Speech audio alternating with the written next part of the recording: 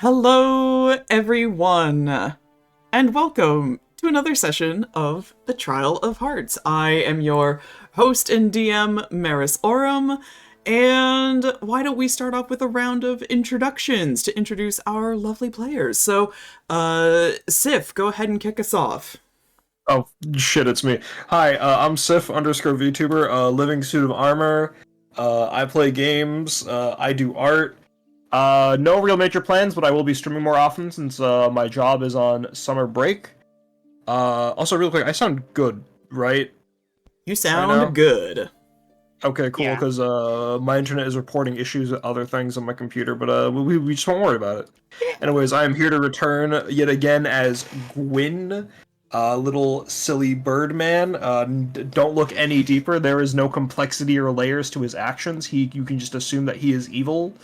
He's But just yeah, a silly little welcome guy. about to get bonked over the head last I checked.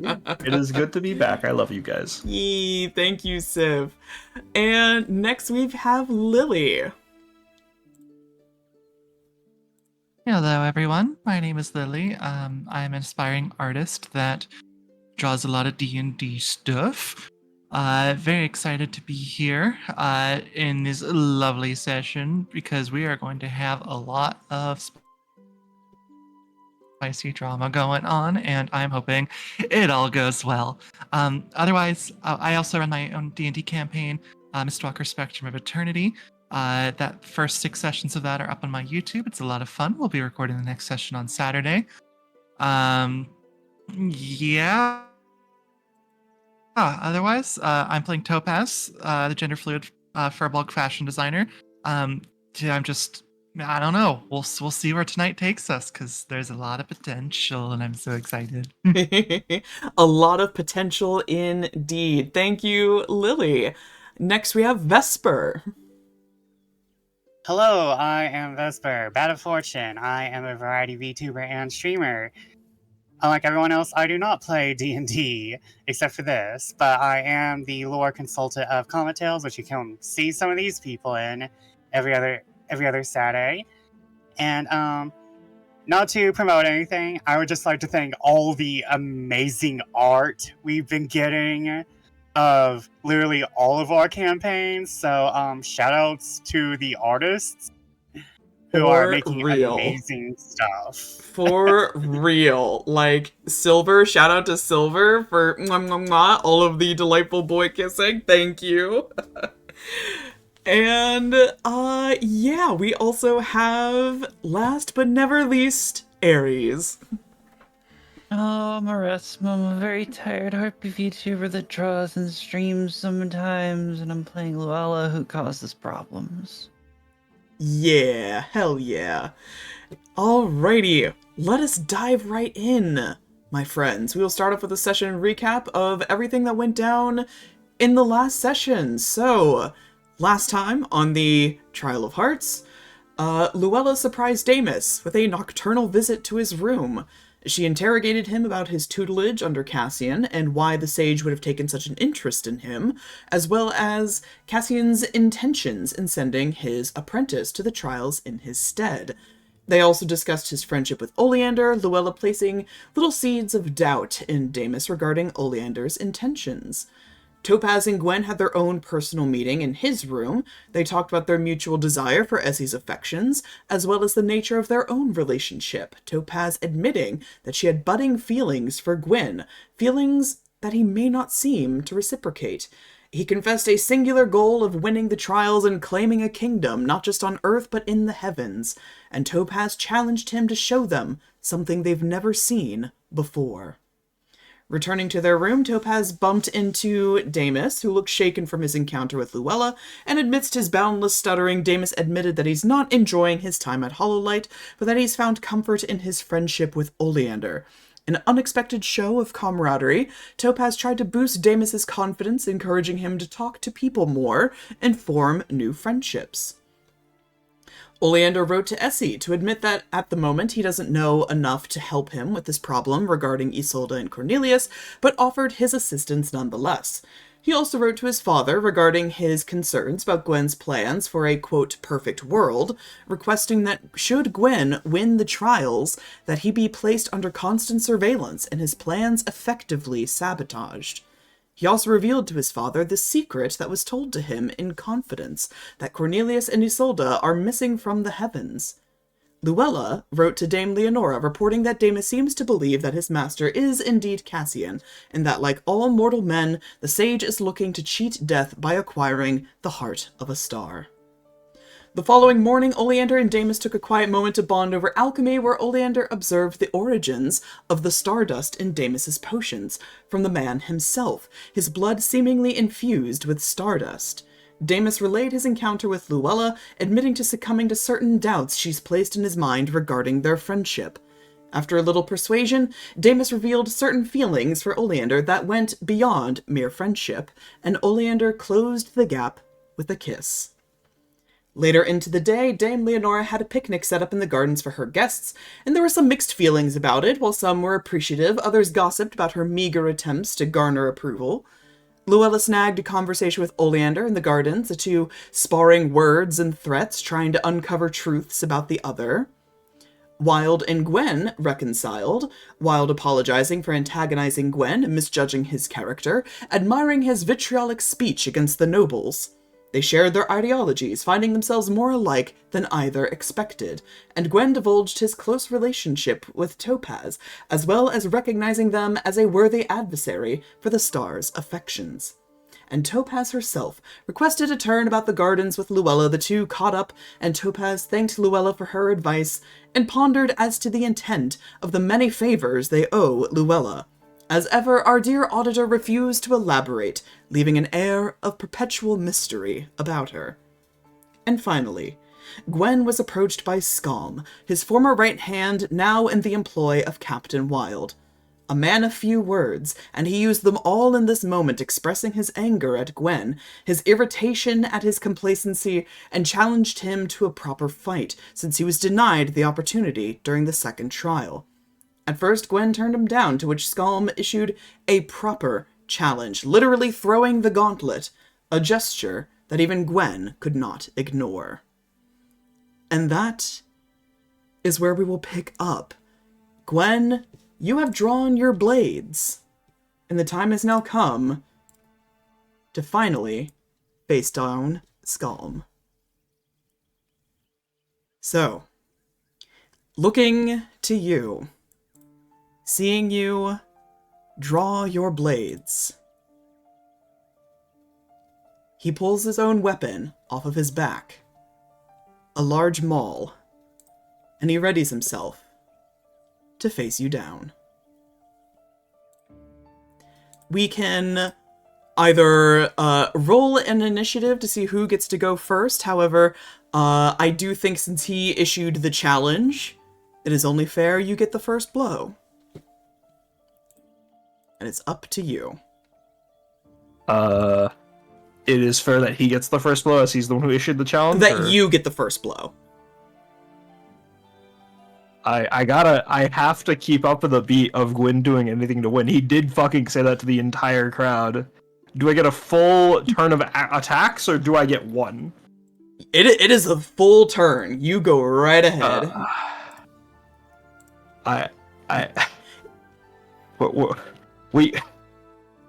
This guy definitely has strength saving throws, right? This guy's definitely strong, right? One could presume. He's a big dude. Okay, we are going to it's been a little bit. Sorry, my mind You're good. is like You're elsewhere. good. That is a 23 to hit, DM. Yeah, Alright, so here's the damage, and I'm going to make this a menacing strike as well. Alright, so he has to make a wisdom save. That is 15 piercing damage off this first hit. Okay. DC 14. That's a hot 7 from Skalm on that wisdom save. I presume that fails. Yup, he is afraid of me now. Cool.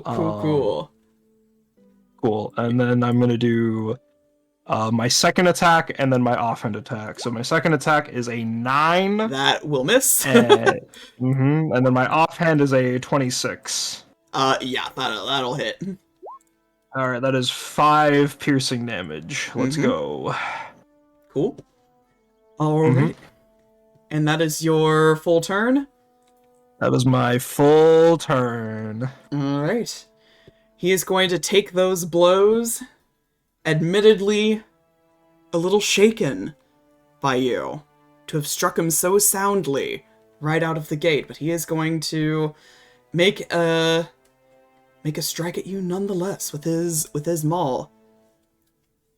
A 25. Since he failed, he is afraid of me until the end of my next turn, so that's an 18. That but is the correct, so 18 does disadvantage. hit. Alright, cool. Yeah.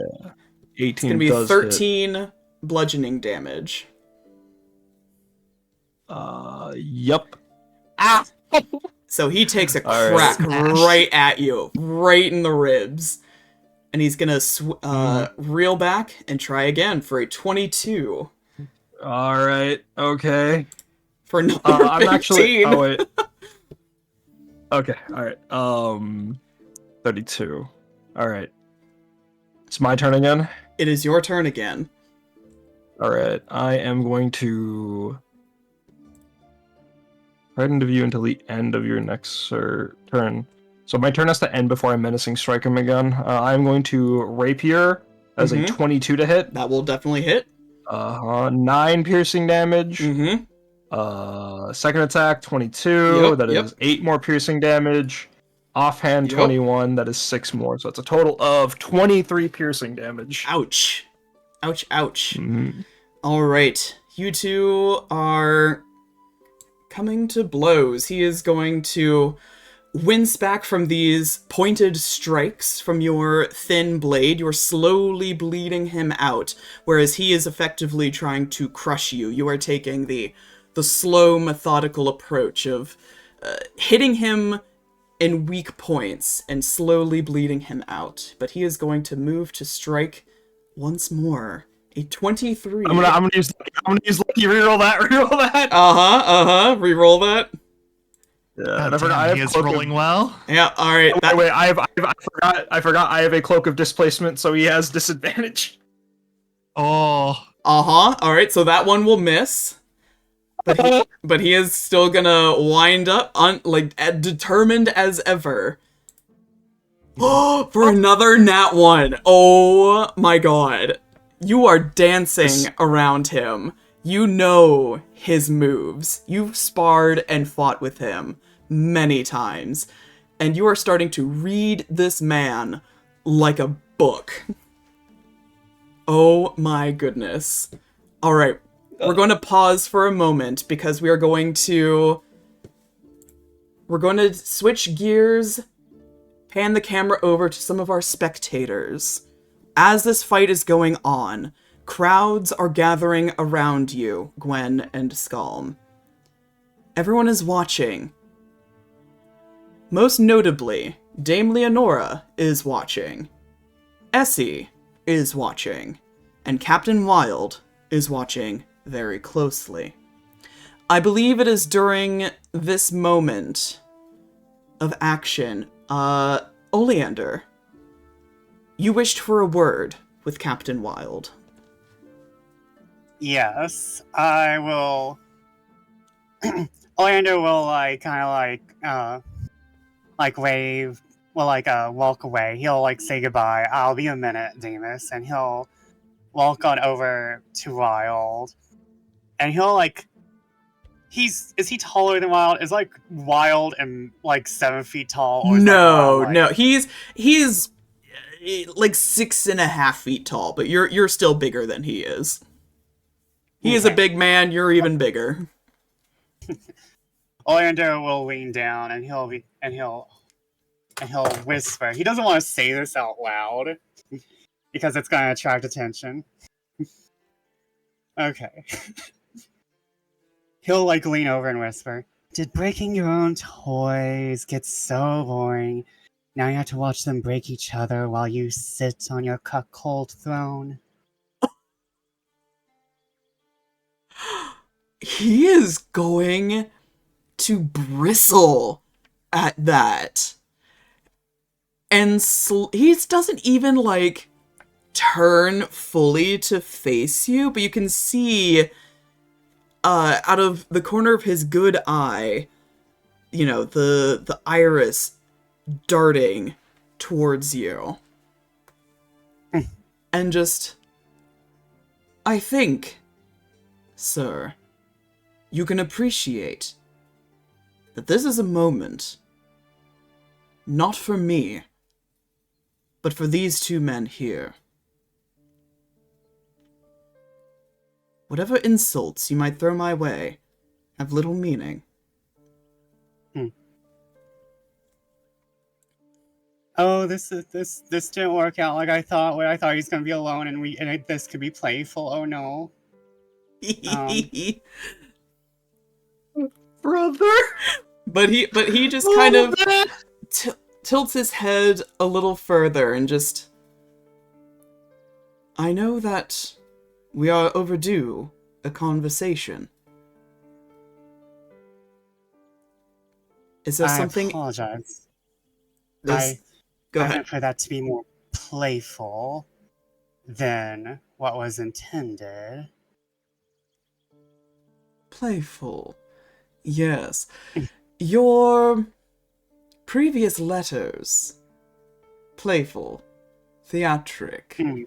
A touch of drama. Am I Oh, man, I'm to not. believe that you are making attempts to frighten me, Mr. Oleander?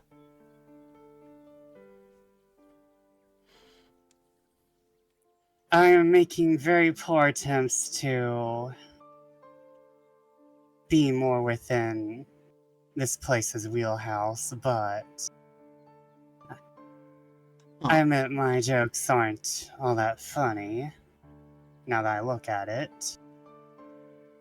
Well, perhaps it's best to leave comedy for the jesters. I think you are at your best through, well, a more practiced, an educated word. Granted, my only correspondences with you have been through the written word. You haven't steered me astray yet. I would much prefer to talk to that man. You must admit, one can make assumptions concerning your connections to both of these men very recently. Yes, I can understand how one might potentially entertain such a notion. But I assure you, unlike in most matters, in this one my hands are entirely, metaphorically, clean. For once. For once. Very surprising. I know. One would assume that I definitely orchestrated this little drama, as I'm certain, and he turns his direction towards Dame Leonora higher up on the hill. Some people will certainly think that I had my hand in this. But this has been a long time coming. Well, I certainly didn't mean to make it worse on my end. I thought you might appreciate the joke, but it is quite a serious matter. I will admit, I am thoroughly uninformed other than your, much recent tying to Gwen. Yes. Well, he has proven himself to be a very worthwhile comrade. I should be glad to work with such a man in the future. Comrade, you say? Would you prefer ally? Partnership? Pick your synonyms. Hmm. Well, you're a free spirit, so you actually do very well with others. Unlike, unlike me, apparently. And Well. Oleander is kind of like melting up to be more cordial, like he is trying to be casual because like he knows like, oh, I misstepped so hard here. He still gives you a bit of a lopsided smile, and just, well, I have had many more years of practice than you, young man. Don't worry, Oh well, you'll find your footing. I normally have help. I hate this place. Yes, I'm sure Daddy Dearest wouldn't let you fall. Oh now, we gonna bring in Dad? It's only fair at this point. Well, if we're going to bring in Dad, why don't I bring up your ledgers? Have you been clean recently? Oh, Have you goodness, paid all your no. debts? Oh, goodness, no. He gives a hearty laugh and a nod of his head and just... Now then, I'm sure you can imagine how important this moment is. I'm going to move a little closer to observe better. I can't let Skalm kill him after all. Yes, I think Dame Leonore would prefer to do it herself. Indeed, if Gwen dies, it'll be in my head, so, if you'll excuse me. Go, control whatever Skalm is to you now. Go. And he'll give you a quick nod of his head in dismissal and work his way through the crowds to get a better view of what's going down. Speaking of which, Gwen, let's do another round. Hit me. Okay, big man. Yes, sir. All right. That is a 19 to hit. That'll hit. All right, we're gonna menacing strike this as well. So I need another wisdom save. Ooh, he fails. Scared. Scared. All right. Nervous. Second attack. Ooh. That will an miss. 11. That will miss. Yeah, and then offhand. Wow! I am also going to menacing strike this just for the die. Holy shit. So that is 11 plus 2, and then 2 superiority die. Oh wow, that's low rolls. 4 plus 2 is 6, plus 11 is 17.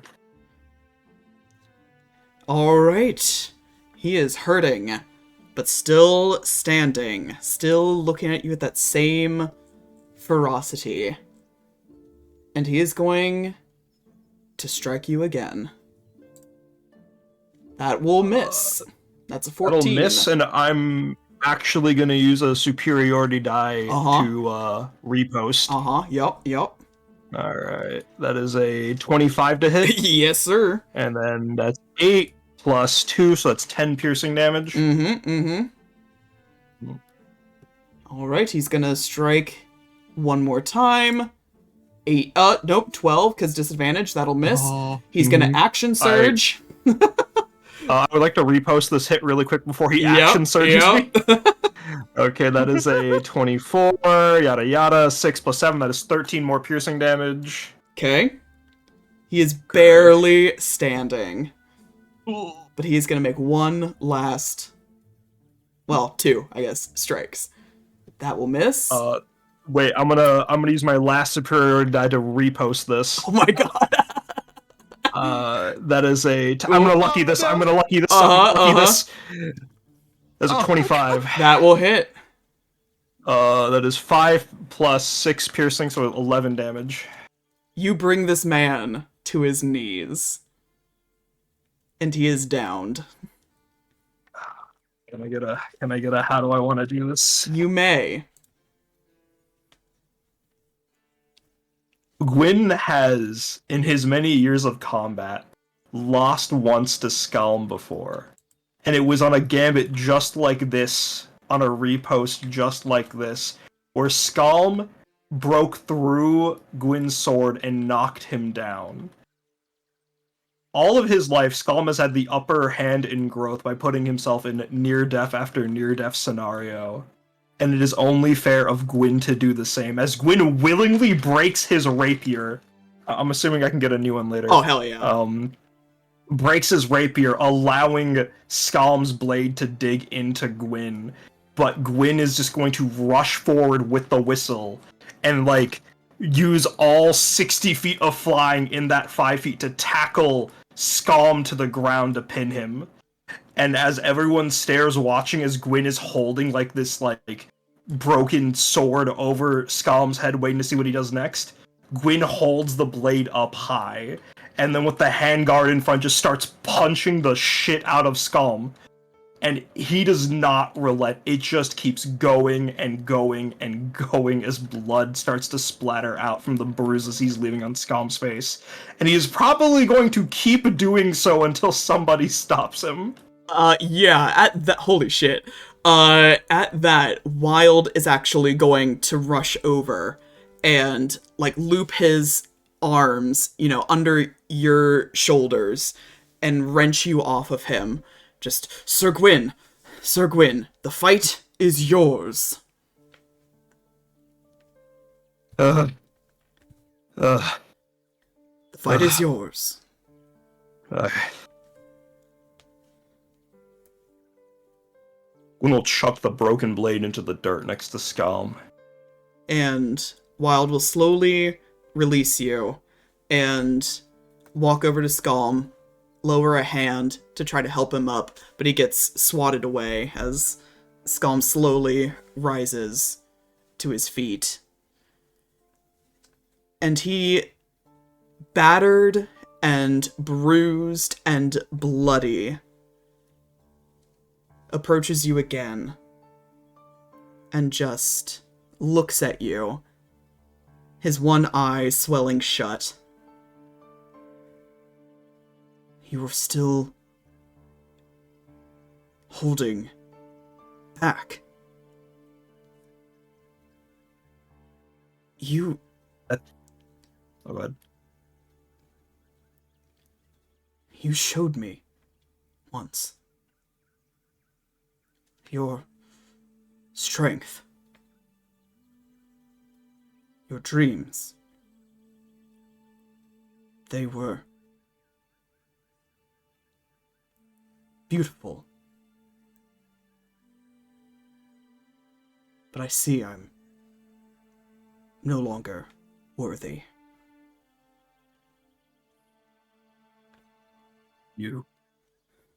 You and every other damnable member of my band threw away that worth at the moment of my mercy. That weakness you see here, that weakness you see is that mercy, my admittance to my weaknesses.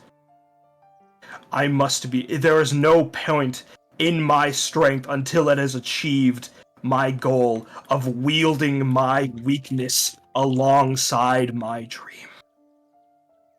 And you lost any right to throw your life before mine the day you chose that mercy, your own dream, over my own. So go off on your journey. Go seek strength endlessly. And stare off into the sky knowing that you will never once again grace upon my light. And he's going to stumble past him, and he's going to move towards Dame Leonora. Unless Skalm has anything else he'd like to say. He, for a moment, he turns like he instinctively wants to follow you. And it's difficult to read his expression because you bashed his face in so thoroughly. But his body language looks, for the moment, defeated. And he just stays there and stares into your back as you walk away from him. Gwyn is holding himself up high, and I'm assuming that back is probably going to be a very reminiscent view for Skalm as he approaches Dame Leonora and bows to apologize. Dame Leonora, I apologize for my personal history coming up in the affairs of these trials. I appreciate the usage of your court Hayard in dealing with such. She lifts her head to look up at you, because you're about twice her height, and crosses her arms over her chest and just... I appreciate your apology, Sir Gwyn, and I accept it. I understand that this was not precisely a fight of your making. A challenge was issued, and you had every right to respond. I will have words with Captain Wilde regarding the proper punishment for himself and his hound.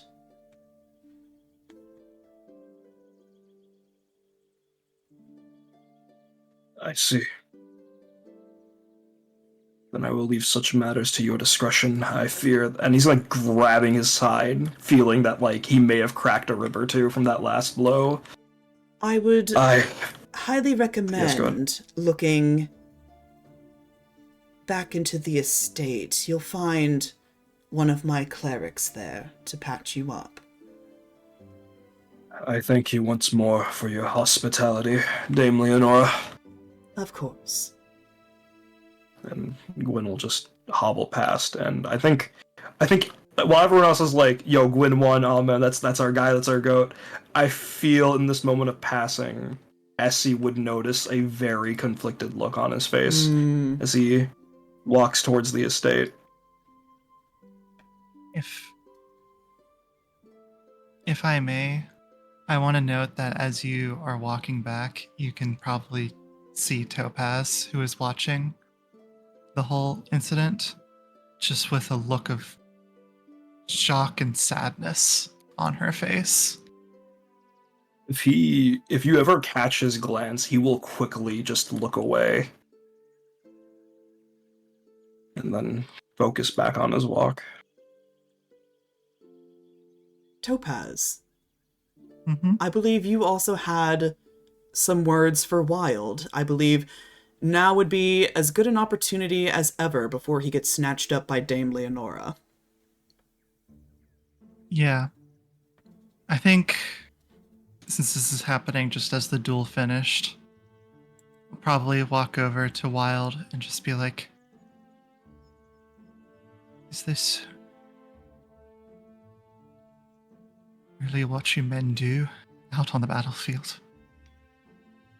To an extent, Stoneheart. We are quite brutal in our pursuits for victory. Hmm. I'm only sorry that you had to see it in such a way. I don't believe that was the same, Sir Gwyn. No. I very much believe it. I think this was the most honest either of them have been in a very long time. Be that as it may, he aims to have a perfect world, as he calls it. And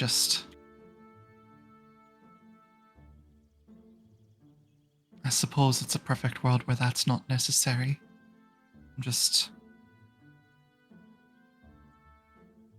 No man should lose himself in pursuit of his dreams. Did you think them lost in that moment, Stoneheart? Perhaps not lost. I just can't see I can't see the value in it, I suppose. He gives a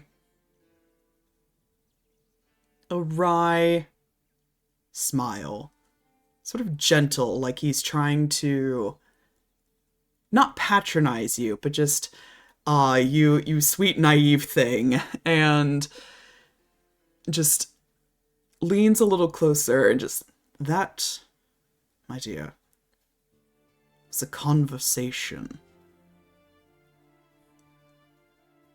Not in words, but in action.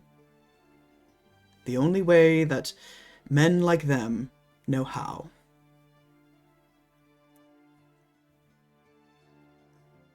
Love is a very painful thing sometimes, Mick Stoneheart.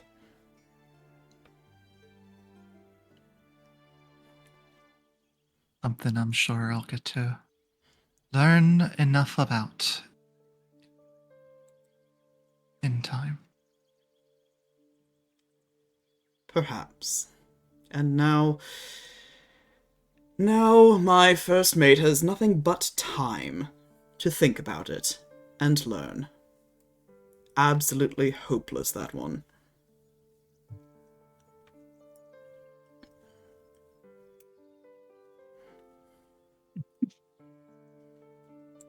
Well, if you will excuse me, Mick Stoneheart, I believe I'm about to receive an earful for the negligence of my actions. So, enjoy the rest of your day. I will. I hope she goes easy on you. We shall see.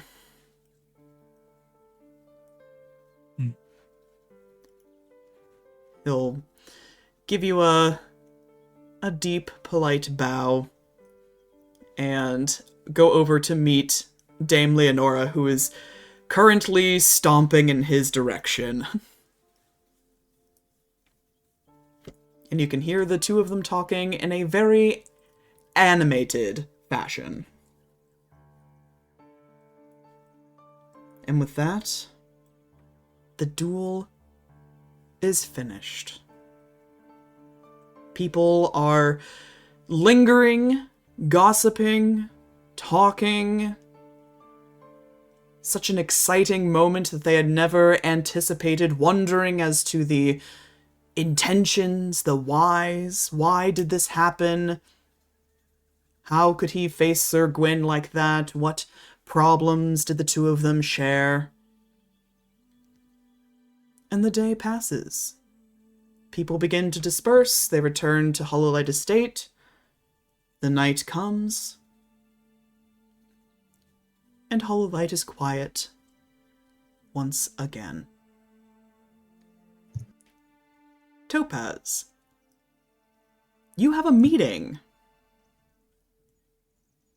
I do. You do. And for said meeting, you offered your own room as the place of appointment. How are you getting rid of indeed. Lapis? Sock on door. Sock on door. I imagine he just kind of gets back after the day's events and just kind of takes a second, takes a deep breath, notices that the sun is setting. It's like, okay, I need to have this conversation with Lapis before it's too late. Hey, Lapis, I have a bit of a favor to ask you of. She's at the vanity currently, untying her afro puffs. Oh, well, I am going to need you to, leave the room here in a bit. You see she freezes and slowly turns back to you. Why? Because I am having a meeting with someone in private to discuss some things. To discuss some things. To discuss some things that are only meant for their ears. I'm sure it's only meant for their ears. Just like yours and Cordelia's moment was only meant for your ears. Is that So what you you're trying to put are down bringing here? someone over to snog. No, I'm not bringing someone over to snog. She just stares at you like she does not believe you at all. Listen. I know, okay, you're my sister, and you deserve at least as much of the truth that I can provide. It's Essie coming over. The star! You're gonna be snogging with the star! I don't know how many times do I have to tell you I'm not snogging the star. Are you doing other things with the star? We're gonna be talking. No, I don't believe that. You don't believe that?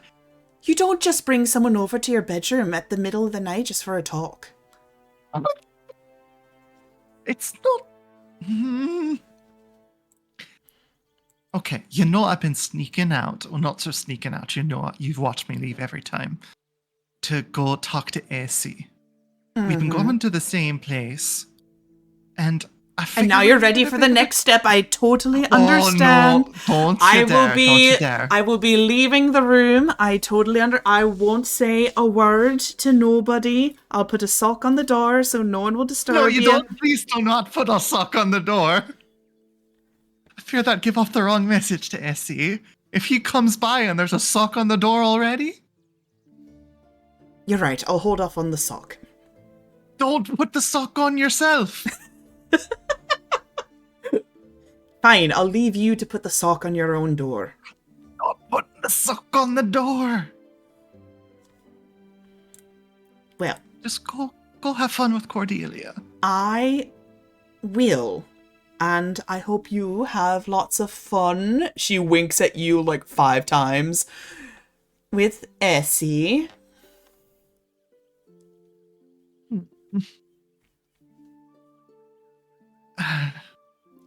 I'm sorry. It's just... I don't know how to explain it, but I appreciate you immensely, sister. I know. I expect... Well, maybe not all the details, but just enough to keep things interesting when I get back. Fair enough. Alright, toodles! And she'll scurry off. Closing the door behind her. Oh, what am I gonna do with her? You wait for several minutes longer until there's a knock at the door. Topaz goes to answer it just as quickly as they possibly can, knowing the social consequence, technically, of this action. Especially after Laphas's talk. And we'll just quickly open the door and just double check that it's Essie first. It is indeed Essie. Dressed very familiar to you now that you've had a couple of nighttime meetings at the observatory. The same plush velvet dressing gown. His hair long and down, no pins or anything. And just gives you a big smile, but he doesn't say anything. Presumably so no one can hear his voice. And he just kind of motions with his head like, "Can I come in?" Absolutely, please. Gives you a nod of thanks and walks in, letting you close the door behind him. And he looks about your room for a second, just for a moment, kind of mesmerized by both the mess and the glamour of it. I mean, just dresses and gowns and suits and hair ribbons, hair products, makeup. There's so Jewelry. much of Lapis's stuff just strewn all across the vanity. And he just makes a little amused hum as he drinks it all in. And he turns back to you and just, well, Topaz, I have to say I was a little surprised by your invitation. I hadn't expected you to be so forward. She immediately just starts blushing of just like that. I assure you, I thought it'd be a good idea to switch up kind of where we talk, and considering now at least one other person knows of our, knows of the observatory. I thought it'd be best, and I think it'd be worse for us to be in your room. Is that at least a fair assumption? He looks very amused, like he's taking great delight in like making you squirm a little bit. And he just lifts a hand to like calm your nerves. Just, I understand perfectly, Topaz. I think it's fine. Oh, good. Well, thank you. I do appreciate it. Of course. You have so many things in your room, so many eye-catching garments. And yeah, I brought a lot along just in case it was needed. Though I must admit this is about half of my wardrobe. We kind of did sneak out of home to come here, so I couldn't bring everything. This is my traveling workshop, if you will. And which one would you have dressed me in? Oh, yeah, I actually do have something over here. I must say I wasn't quite sure about what your style was, but I thought about what would be the best way to complement well, at least what I've read about stars, and the idea of, they do glow in certain conditions, at least from what I've read. And so I kind of thought that it would be best to sort of make that pop a bit more by having a more striking color.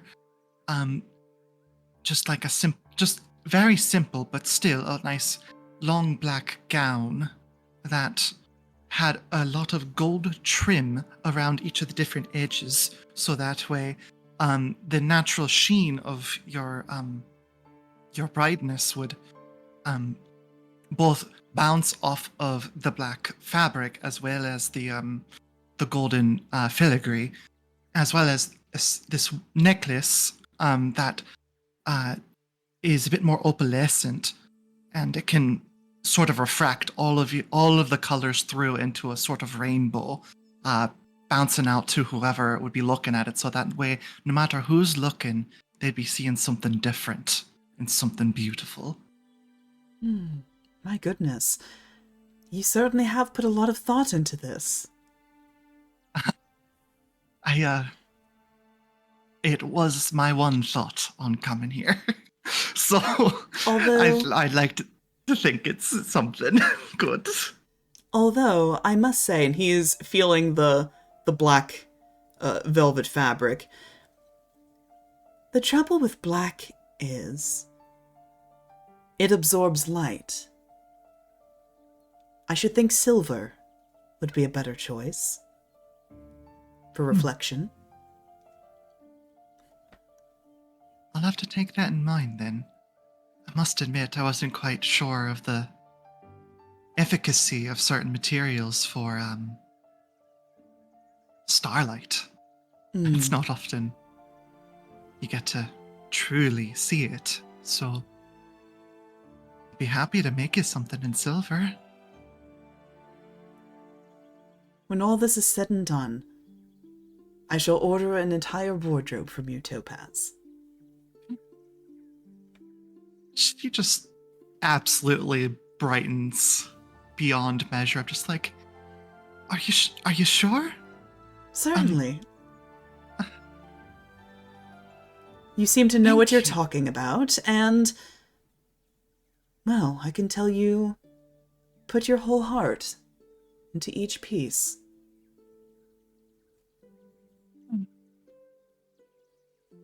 Do my best. I really do. I look forward to it. Thank you. Thank you again. And of course, Was I'd be... that the gift? Oh, no, it wasn't the gift. I suppose I did a bit of reconnaissance in a way this morning to sort of help confirm it. But, it's actually kind of like neatly gift wrapped in some soft fabric with a ribbon around it. But he'll take it and just hand it to Essie very gently. It's just like, it's something that means a lot to me. And I wanted you to at least have a chance to see it.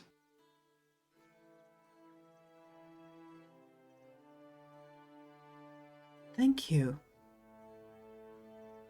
Nick Stoneheart.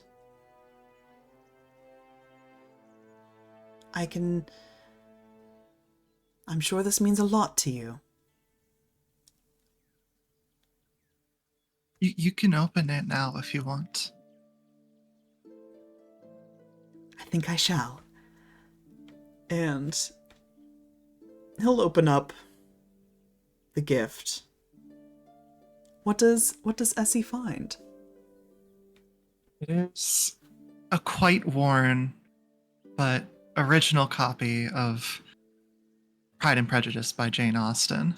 Ooh, first edition, baby. First edition. And if he were to open it, he would see that like on pretty much all of the pages, there's like little notations from Topaz, like pointing at things and like flipping to the middle, seeing like a few moments where she was like very excited for like a little minor interaction and how it meant like, and just thinking about it, just very much showing her excitement in each of the little different annotations. And Topaz just kind of watches as he takes a look at it and just says, it's a story about how straightforward and honest communication can lead to a love stronger than any other. The protagonist and the male lead, Mr. Darcy, are both somewhat brusque and honest with their thoughts and feelings in a way that made me feel seen as someone that often receives ridicule for always saying that which comes to my mind. And, well, I suppose it taught me that even someone such as myself is capable of finding love, in spite of all the faults. In spite of all my faults, if I just be myself and not what anyone else tells me to be. And and he looks kind of softly to the side with like a bit of sadness. Just, I needed that desperately when I first read this. So, I hope you enjoy it too. You see, as you're talking, Essie is gently leafing through the pages, his smile widening as he notes all of the multitudes of annotations and little doodles and, little drawings of hearts, next to like Darcy's confessions, little things like that. And he closes the book and holds it kind of reverently, against his chest and looks at you with a soft fondness. Are you quite sure you want to be giving this to me? It clearly means a lot to you. I'm sure. At this point, I think I've read it 20, maybe 30 times. It's a bit of a comfort book for me. And I could recite so much of it just from memory. And I just want to see how it changes and helps someone else more than anything now. his smile gets a little coy, and he lifts an eyebrow just... Is this the one that Captain Wilde gave you?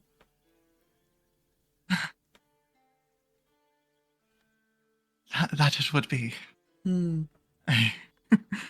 Has he read it? Oh, yes, absolutely.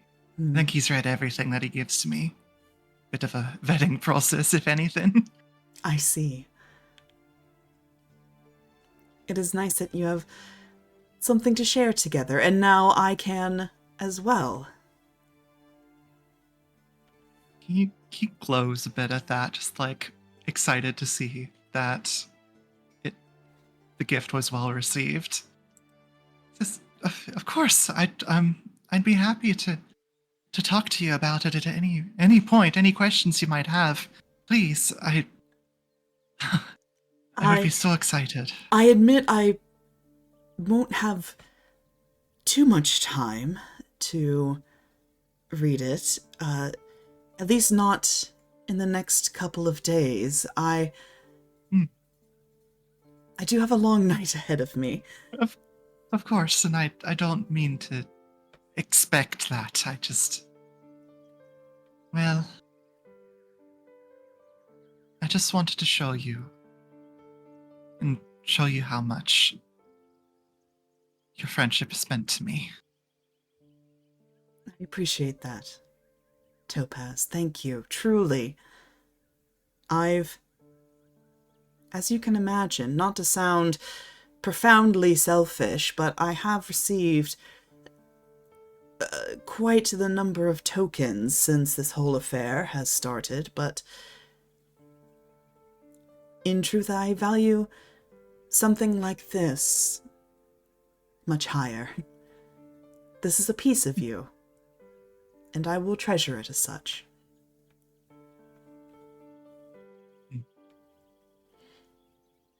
She just looks to the side, very noticeable blush on her face and a soft smile.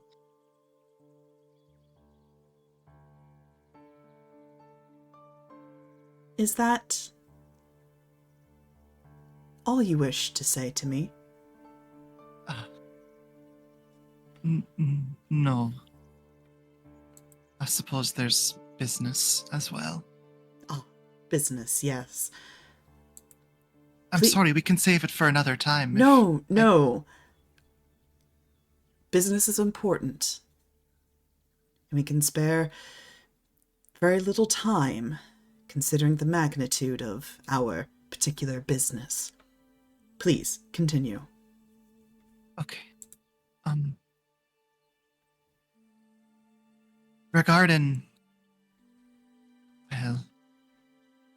Regarding my conversation with Oleander, there's, as I mentioned in my letter, there's one bit that I didn't feel it was right to have it be written down, which is quite simply that he has a crystal dagger. Is that so? I had started to suspect as such. He pulled it out and showed it to me. I don't know what caused him to trust me so much, but I took it as a sign of mutual trust, if anything. Good. He was much more forthcoming with you than he was with me. Although I suppose I can appreciate that divulging possession of a crystal dagger to a star would seem off-putting. There's one other note about it. And I think it may have to play into his secrecy, or perhaps even, I think you said, a discovery that he's hiding. It has the seal of the royal family on it. Essie's pleasant, friendly demeanor for just a moment cracks. And then he quickly collects himself. Are you certain? Never lie to you. No, I do not doubt your intentions, but are you quite certain it was the royal family seal? Well, pretty damn certain about it when I was looking at it. I see. That is most distressing news indeed. I never would have thought that anyone from that line would be capable of such a thing. Or even to have a weapon to have on hand just to prepare for it. Most distressing. Thank you for this enlightening piece of the elusive puzzle, Topaz. You can see in his face, he is just like, he almost looks like a bit of a kicked puppy right now. Just like he is very scared of the kind of words that he's talking about. And just seeing the fear it causes. Did he mention where he found it, where it came from? How old it is? He is an archaeologist, after all. Out of character, Vesper, I don't remember if you did mention that during the conversation. I don't think he did. I But I'm don't not- think I did, but I did talk about King Marius, I suppose. Yes, I think you are correct. I don't think you mentioned explicitly how old it is, but I think you did relay your suspicions that it might belong to Marius. Okay, thank you. I can't say I got too good of an idea, but at least his initial suspicions that he shared with me about it was that potentially it could have belonged to Marius. Marius. That is quite the claim. I think we shall have to make further inquiries of Mr. Oleander to find out for certain. And Wow. I do plan on talking to Gwyn as well. It's just Ah, today was not the best time to do so. certainly not. Sir Gwyn certainly had his hands full today, didn't he? Indeed. I do hope that he is healing all right. Me too. What did you think of the duel, Topaz?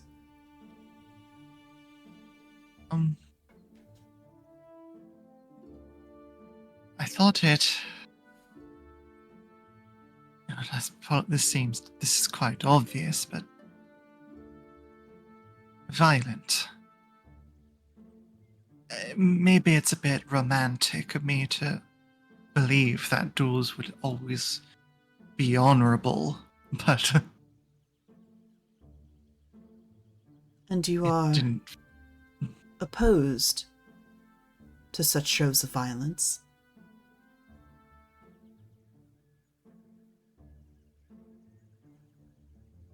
I must admit of my naivety about these sorts of things.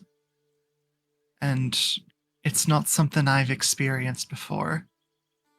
And my upbringing was, well,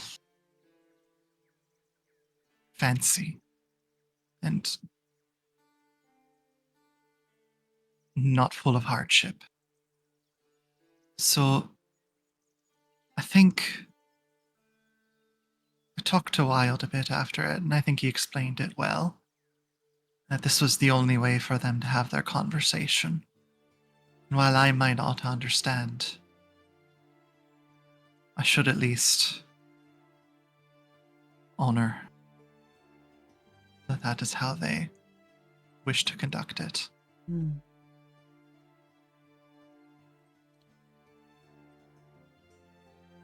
He's a surprisingly observant man, this Captain Wilde. Hmm.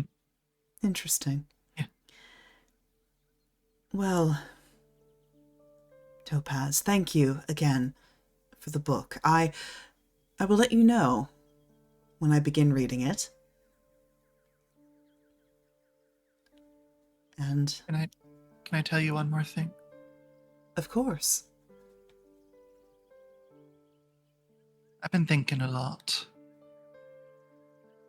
about the future here. Well, beyond Hololight. And I think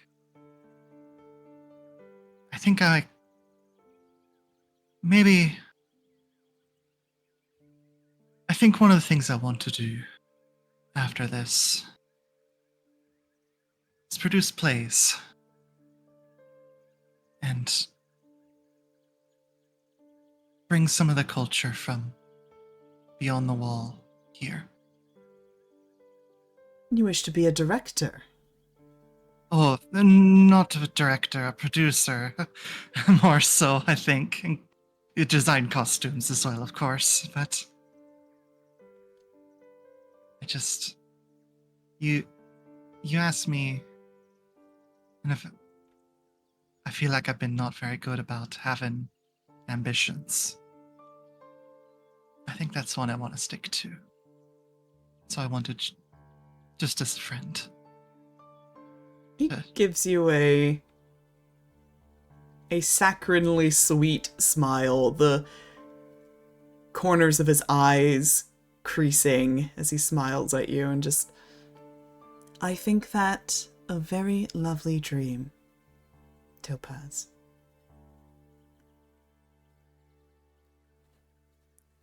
You.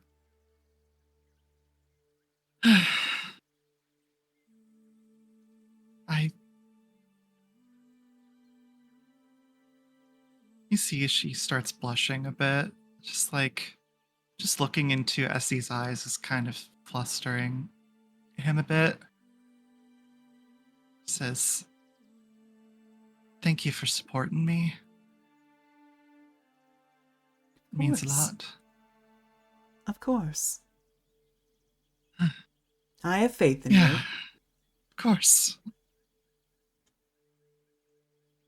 Oh. Of course. Yeah, no, of course. I'm sorry. I'm stumbling now.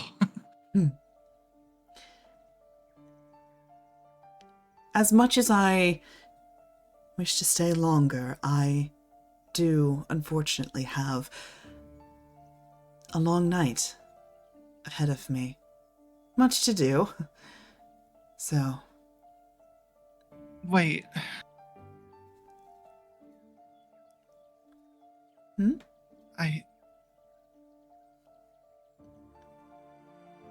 It's been burning up inside me for a while, and I want to I want to say it because it's what I promised you and what I value. But I know that when I first reached out, I said that I just wanted to be friends, but I just, despite that intention, and I really was 100% true about it, I've been unable to stop myself from developing feelings for you. And I understand that that goes against what I said, but I just feel that I need to be honest in this moment. We need to be honest with myself. And I mean, I'm a mess. I'm a mess around you, and I just can't. I struggle to look at you in the eye, and I just. If that's not okay, or if you feel betrayed by my advance, then I understand. I just needed to say it. Essie has this very soft, amused expression on their face as he's watching you flounder through this heartfelt confession. And she is fidgeting like the whole time with her hands, just like absolutely stimming the shit out of it. he will reach out and take one of your hands and give you a reaffirming, gentle but firm squeeze of your palm. Topaz, are you apologizing for having developed feelings in a contest in which you are meant to develop feelings for me? It's not that. I didn't want to seem like I had ill intentions when I reached out first. I said that I wanted to just be friends. And I felt I'd friends be have never fallen in love before, have they?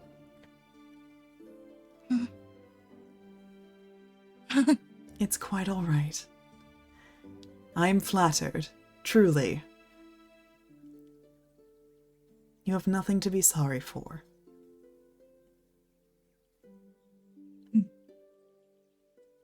I think you're a very sweet person, Topaz. But I think you will understand that I do have to see these trials through. Oh, of course. I didn't say it so that way you'd choose me right here and now. I know. I very well could, that is in my power to do so, but... You really? Sure. What? Oh, It is my heart, after all. The heart does what it wants, it doesn't follow a schedule. Okay. She is just beat fucking red. Okay, okay, I know that. Sorry, he got my head all swimming. Well. No, please, I'm sorry, I kept you long enough. Good night, Topaz. And thank you. And he'll take your hand and give your knuckles a prolonged kiss before he exits your room. I do just what I did to Gwyn in Monologue Token, Essie. Ooh! I think in this moment, I'm just gonna say, even before you monologue tokened Essie, as he's exiting through the door, you catch a very faint very faint luminescence about him. And with that monologue token, you will feel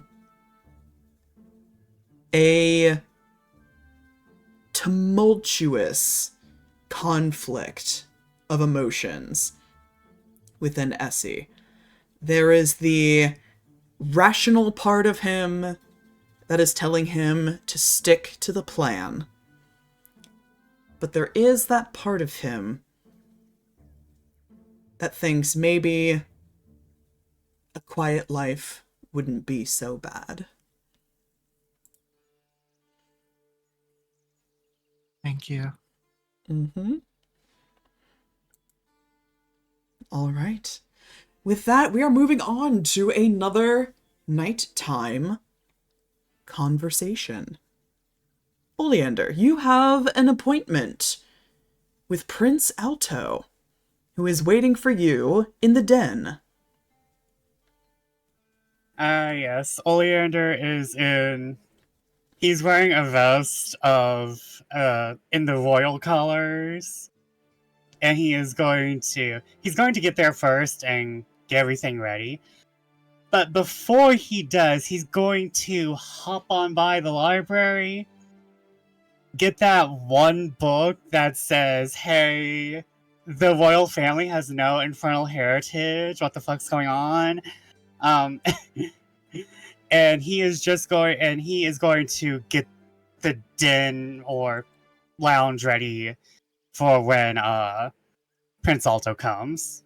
Sure. You're actually left waiting for quite a while, to the point that you wonder if Alto is even going to show up.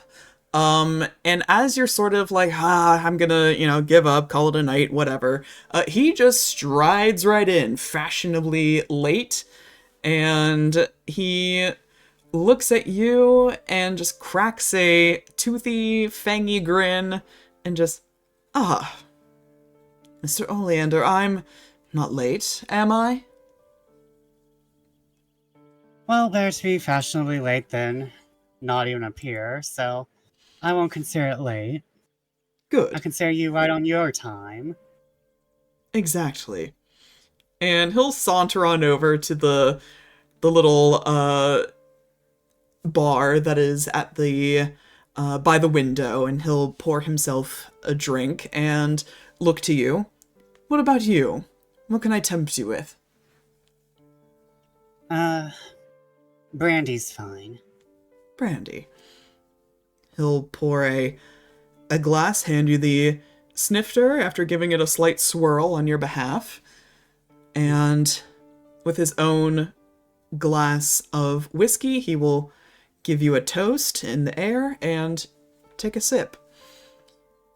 Now, I understand that you wish to talk to me. I admit this is not usually the pretense upon which I receive my nighttime invitations, but I trust you won't bore me or disappoint me, so let's have at it.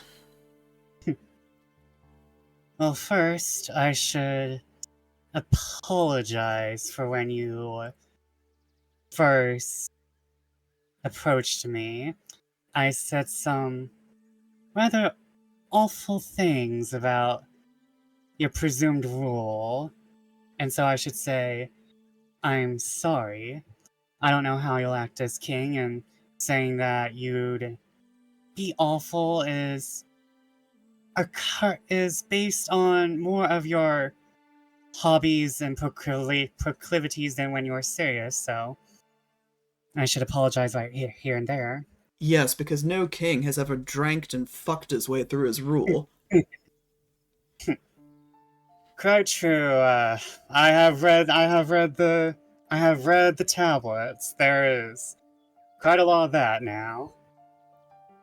Well, I suppose I could accept that apology. After all, you approached me first with it. I didn't have to torture it out of you. And he cracks a sarcastic smile. So, thank you. After all,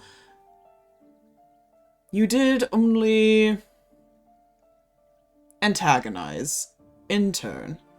I know my sister and I are not always the best at making new friends. Well, I suppose you don't have to when people just throw themselves at your feet, usually. Or at your lap. I don't think there's room on my lap for all of you, Mr. Oleander. I wouldn't dream of it. No offense. So, you truly did just wish to talk?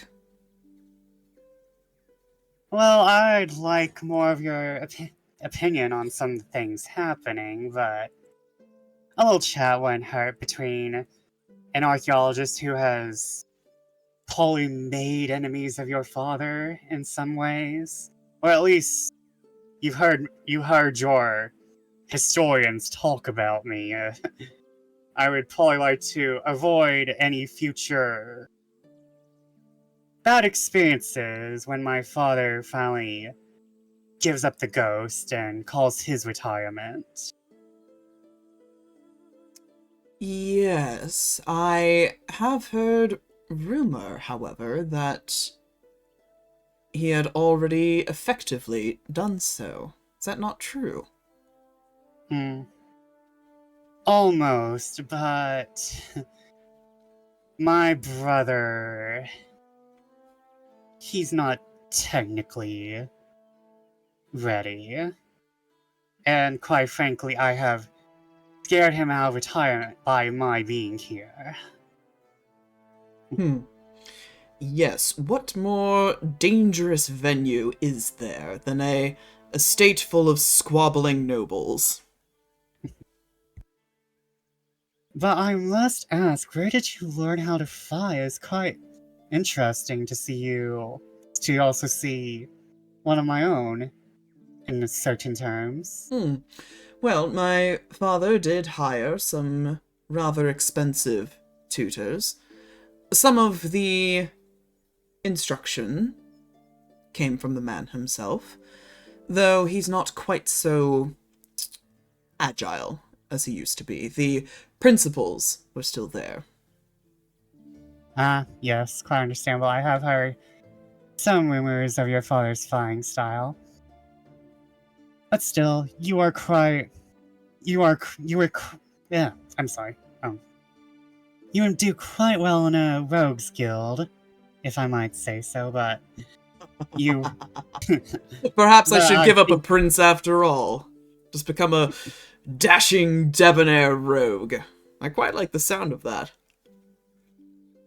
I mean, if you want to, the prince can do what he pleases. Oh, goodness me, no, I've grown quite too used to my silk sheets.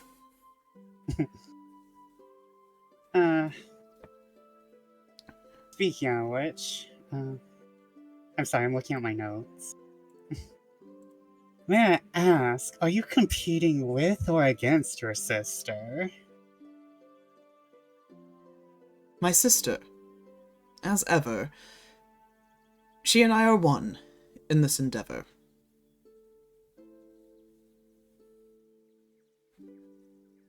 Did you only receive one invitation or two? What a strange question. Are you implying that one of us is not meant to be here? No, I'm rather curious. One invitation for two people. It seemed rather odd, wouldn't you say? Indeed. I'm just more curious on if you have your own goals, if they're separate from your sister or not. You're not the same person. Goals. Yes, well, seduction is definitely more of my playing field. Wooing hearts of stars and whatnot should be a matter of simplicity. However, I do acknowledge that my sister has her own heart set on this particular heart. So, I promised her that I would subdue my usual charms, so that she might have a sporting chance. Huh. Quite interesting. You two continue to be very, very curious.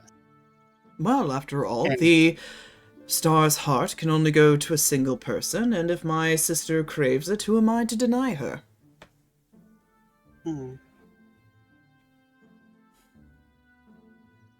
Can Oleander insight check this man? Can he do a vibe check? Yeah! What exactly are you inciting? Like, is he lying in this, or what are you trying to suss out?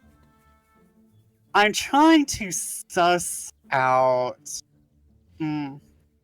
Like, if he's lying, like, if he really means him and his sister are one on this. Sure. Give us an insight check. Come on, insight. Oh, no. That's an 11. So, looking at Alto, this is a guy who you can just tell by the way he carries himself. He's charismatic, he's used to talking to people, he's used to twisting words to certain truths to make people believe what they want to believe. But even with this sort of understanding of him, he appears to be forthcoming with this information. Okay.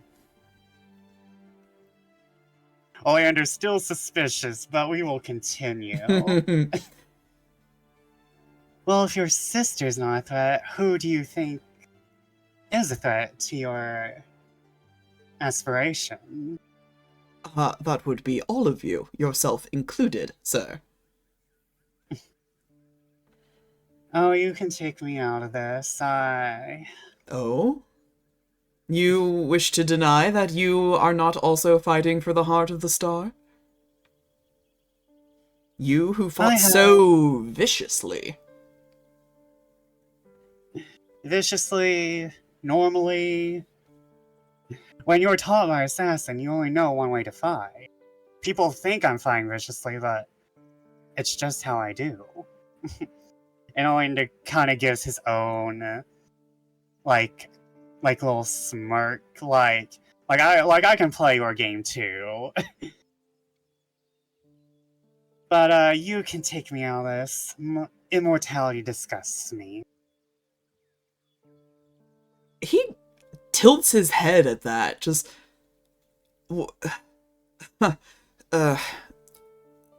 I'm sorry, I didn't expect such a response from you. If that is the case, why are you here?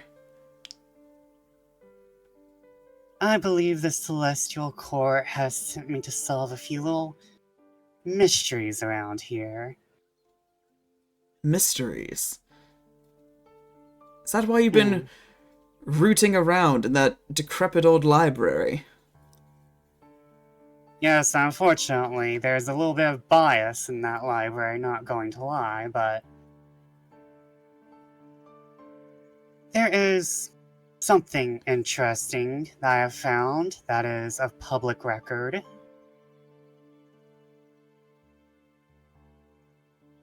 And Oleander will bring out the book. Do you know what this is? He looks down at the book in your hands, and the pleasantness in his expression dampens a bit. I do. But I must ask what interest you have in it. Unfortunately, this didn't have the answers to my questions. But it does strike up some curiosity. Your family is currently going around with the...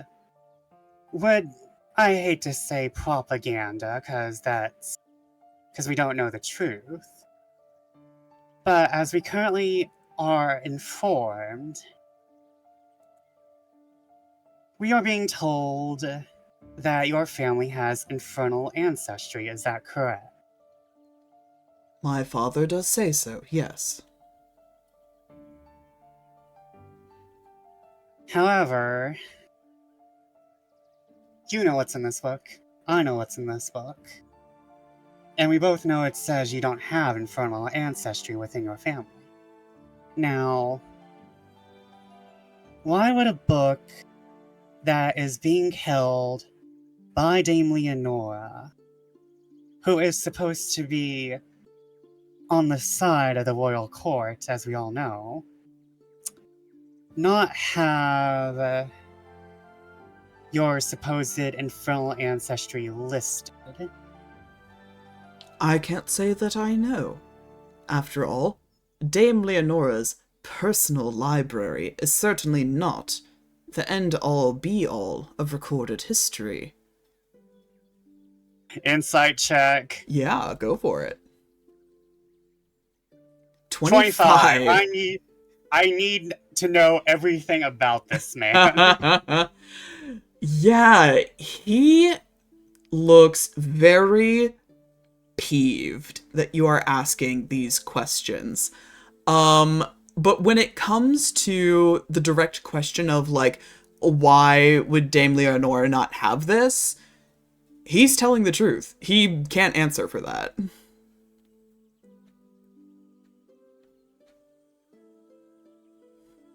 Well, that would be... I know, I can see you're angry, but, like I said, this Angry. is... Angry. Sir. You haven't seen angry. If I had known that you were to summon me here to, like all of the others, question my family's lineage, my rightful inheritance, my sister's rightful inheritance. I am not here to question your inheritance. You all can... I believe you all can be... You... No matter what has happened, that throne is yours. I have no pole, I have no horse, I have no deer in this race. The fact that you're even speaking to me right now shows that you are an amazing person. Well, no. But I just want to bring up the question, why is this being hidden? I thoroughly believe that anyone raised by your mother and father should be king and queen. I just want to know, if this is not a big deal, then why is it being hidden so well? I think my father, and like his father before him, and my grandfather before, my great-grandfather even, we are very protective of family from the eyes, mistrusting eyes, he says with a pointed look at you, of outsiders.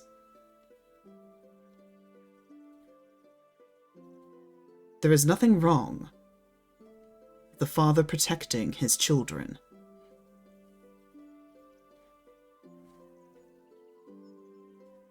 And if you have any doubt as to my father's affection, his trust in me and my sister, he just sort of taps the sword at his hip. I carry his blade. Myself and my sister. We are effectively his word and will while we are here. And I think, and he steps closer to you, like uncomfortably close. I think, sir, you would do well to remember that. Again, I've had no doubts to anything. I just want to know. You take a very If you- keen interest in this. May I ask why? Hmm. Hold on, I have to think. Yeah, yeah. He's given it as good as you get. Hmm. How can I'm trying to get Oleander out of this without pissing off more of the royal family? I can only imagine that someone is pulling your strings. I think you are too smart to antagonize me yourself. Would you believe me if... And Oleander kind of stands up. Would you believe me if I said there is a secret that I think the royal family might not even know that's going on? Secrets are potentially dangerous things, Mr. Oleander. And you can see his demeanor calm a little bit, and that artful, charismatic smile starts to return. But I must admit, I love a good secret. Even if they might be something that could come back to you? Sir, I have many secrets that could come back to me. In fact, I had almost anticipated that this meeting was going to be another one. Oh.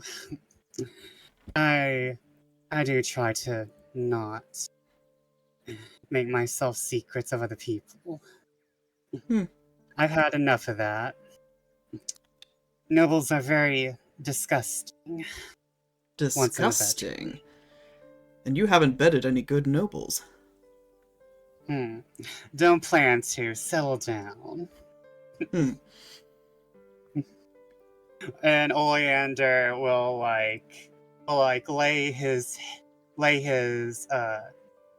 cup his own head, not the prince's head, in his head, and kind of crosses his arm under it. What do you know about witches in the modern day? Only that they're practically eradicated. The only thing left of any sort of Coventry is just a small, measly guild of kitchen witches. Well, to be fair, I believe...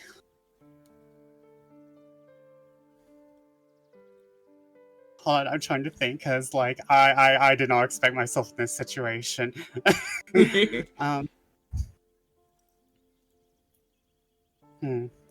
I'm sure your sister has told you about when she rushed into the library and saw me, how would she put it, rooting through your family tree? She was quite upset. It took a considerable time to calm her back to reason. I apologize for that. You have much to thank me for, Mr. Oleander. She has been, well, not to be too crass, but she's been wanting your head for some time. Oh, I'm sure. Which is why which is why I called you here, not her. Smart. But something of the past, I feel, is coming home to roost. And it is something I wish I could talk about more openly. Because is the type of thing where it's unbelievable, and I have proof with me, but it is the kind of thing that would get me into trouble. And so I am currently juggling on whether or not to show you. Goodness, what sort of trouble have you gotten yourself into? What are you looking for? Royal pardon? I can probably arrange that. Would you believe me if I said I found something? That is your job. That normally should not have the royal seal on it. Kind of tilts his head at that, just... Go on.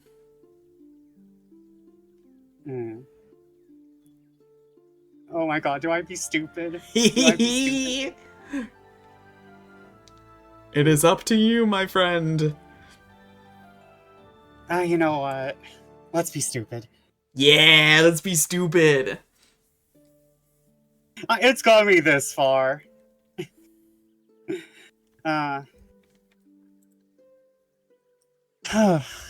Oleander will sigh and he'll be like, well, I've been hiding it this long. Whatever was in this room is not allowed to leave this room. You must understand, Prince Alto. Of course.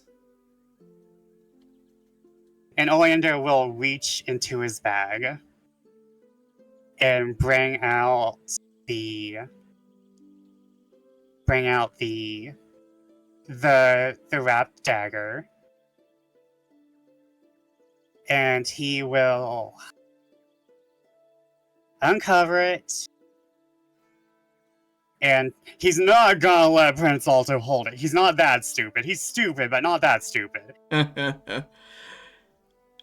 Yeah, he is gonna watch you carefully. There's definitely a glimmer of curiosity in his eyes. But as soon as you unwrap the dagger and you show it to him, he looks confused for a moment as to like what am I looking at? Because he's not the expert that you are.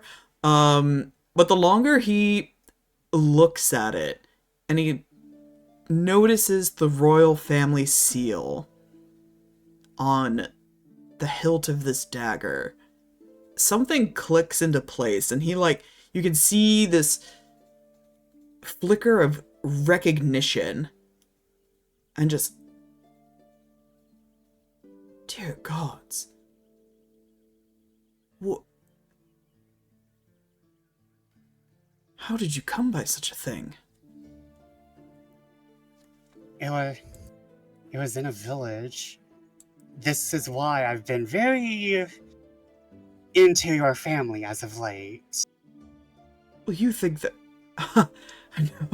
No, sir. This has to be some sort of a setup. Something to bring shame to my family. You must know that, right? It could be, but it could go the other way, like, I'm not saying this is related to anyone. I have traced this back 150 years. So, 150 my current years. theory, yes. So it's not from anything modern. I am quite afraid that someone might use it, which is why I have it on me. And Oleander just kind of sighs and he's like, I do apologize. I've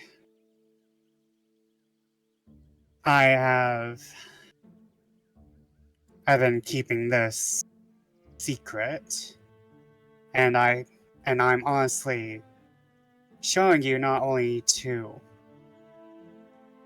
get your opinion, And it's true, it might be a setup, but faking something that's 150 years old is something even beyond people I know's measure, especially a crystal dagger. I don't know what kind of opinion you're looking for from me. This is beyond anything that I could have ever expected or known about, provided it is genuine. Have you told Dame Leonora about this? I have been afraid to, for obvious reasons.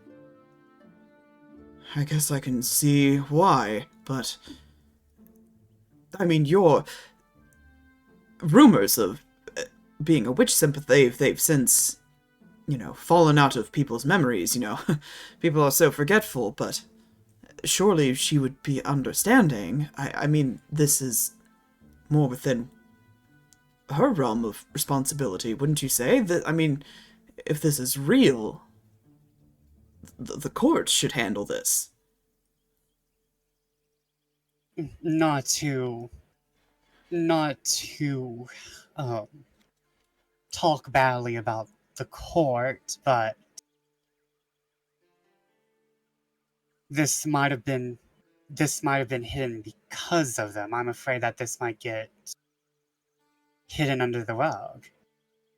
Plus, if someone is setting you up, they're just going to try and hide it, and not see who is the real criminal. I mean, it has to be a fake, right? I mean, 150 years, and he kind of counts on his fingers a little bit. I mean, that's the time of my great-grandfather. I mean, the man married a star. It's impossible. Do you want to hear?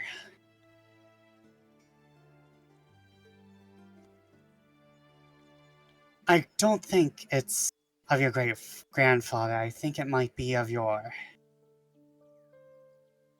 If I had to guess, it was someone of the royal family and not someone within the court who can just willy-nilly put seals on things. It would have been your grandfather, Maria, if I had to presume anyone. I mean, I understand he was an unpopular fellow, but a witch, though, I don't know. I do apologize for bringing this on your head, Prince Alto. Well, definitely sober now, thank you. But what do you want me to do with this information? I understand you are putting your life quite literally in my hands with this.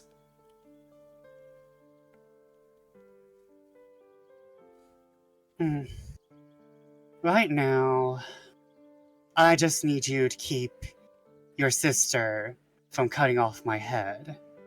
Well, I've already been doing that. I can't see why I can't continue, so consider that done. Thank you. Consider that I owe you when my father finally takes retirement for that. I see. And what shall I do in the time being? Pretend this conversation never happened? That'd be... Oh, hold on. Sorry, I'm not down low enough to my mic. That'd be what I would prefer, yes. Not many... Well, unfortunately now, there's an unfortunate number of people who know, but now I think of it, that might be for the better, but I would like you to pretend that I don't have anything genuinely important. and I'm just another. Treat me as you normally would, basically. Easily done. I And again, would you continue. ask though,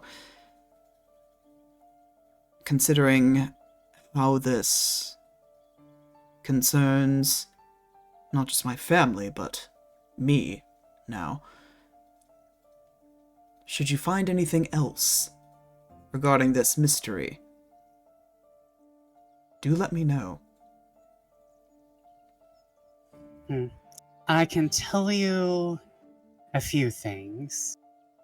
Like I said, I do believe my current ongoing theory is that it's King Marius, but I also believe that maybe it could be Cassini's knife. However, the time periods don't match up for that, right, DM? That Cassini's a really old dude. Like, he's been around for like centuries. So he predates the knife. okay. There's like a possibility it could be his, but it's There's not there. slim. Yeah, that's not to say that he couldn't have used, a knife during this time period. But there's nothing to like concretely suggest that he ever handled this one. Could also be Cassini's, considering his immortality. I don't have many other ongoing theories, unless this is something that someone found and was wanting to use again.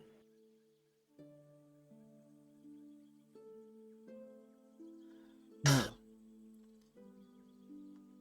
you have given me much to think about.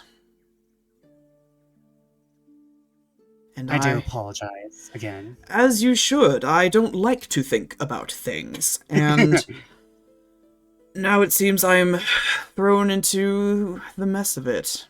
So, for better or for worse, we are in this together, you and I.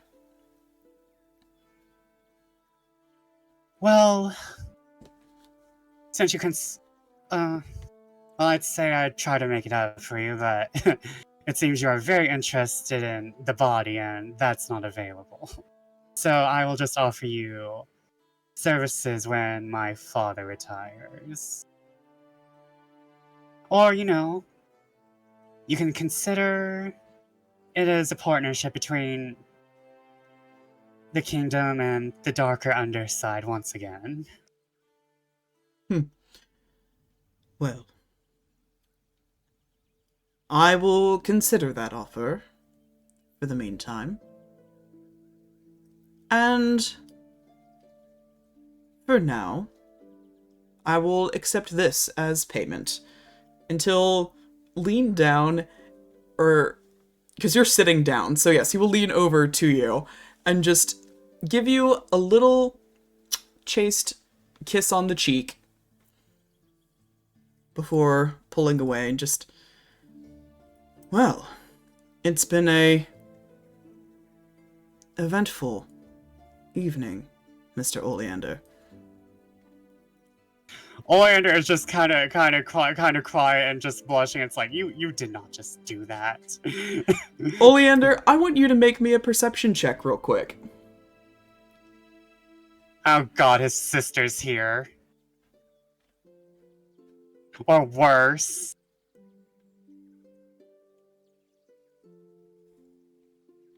Oh god, I made a 20. I don't want to know what's happening, but okay. You hear the creak of a door open, a slight gasp, and you look and you catch a flash of green skin quickly turning the corner.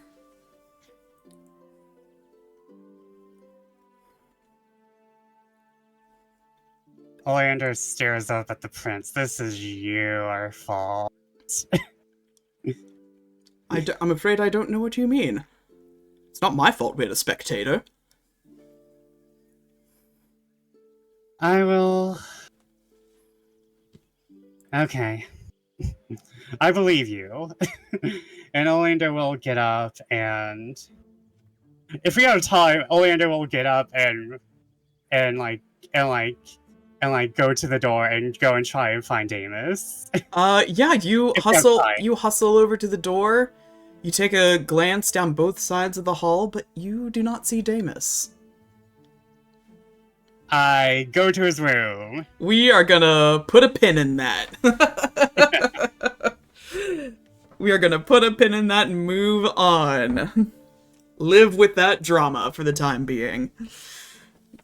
Okay, well, I'll go back to my room. We'll live with the drama. All right. So, with that, the night comes to an end, a new day dawns, and your reputations have shifted into this new day. We're gonna start with Gwen.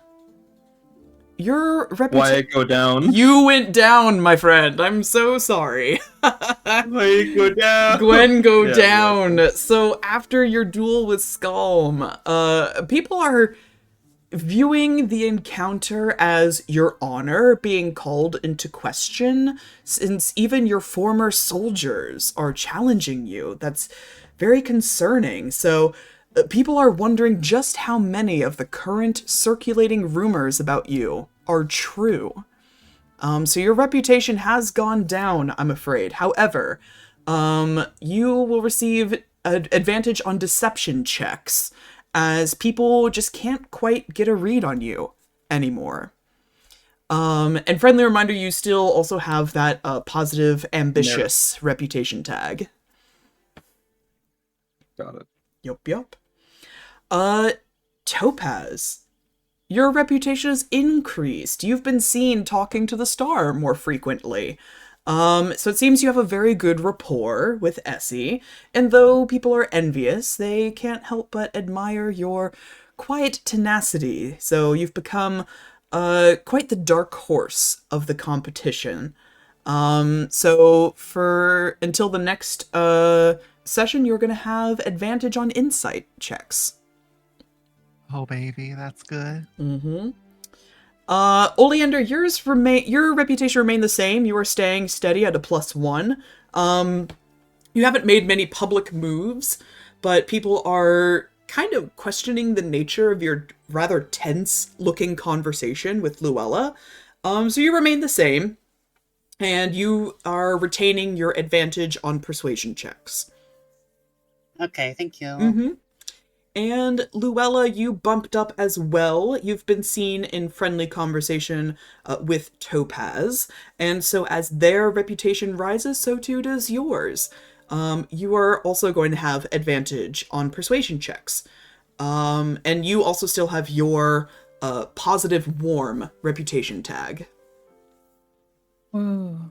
Woo!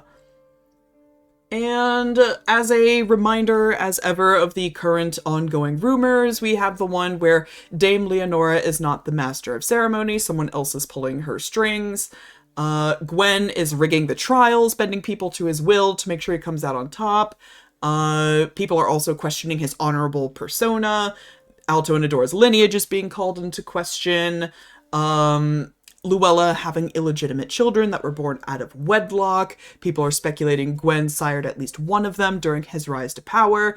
And then the fading rumors, Topaz is not really a Stoneheart, Parthenia attempted to rig the first trial, and Topaz and Gwen being romantic with each other. Those are the fading rumors. So, with that, we have the opportunity to write our daily letters and correspondences at our epistolary phase. Would anyone like to volunteer to go first? I'll I go. want. Oh, okay. I'll let Go Lily ahead. go first. Okay. I just have a letter. It's a letter to Gwyn. Simply, Gwyn, I hope you are healing well. I realize I may have come across rude for asking more from your desire of a perfect world. I do look forward to whatever shape that may take. Just don't lose yourself along the way. don't forget about caring for those beneath you with your eyes turned ever starward or skyward. There's still people down here that care about you and would be willing to help you build it. I myself hope to make a theater and produce plays from across the world so that we can all dream to our heart's content. Maybe your story will be in there one day. You'll have to tell me more about it soon. Topaz, Stoneheart.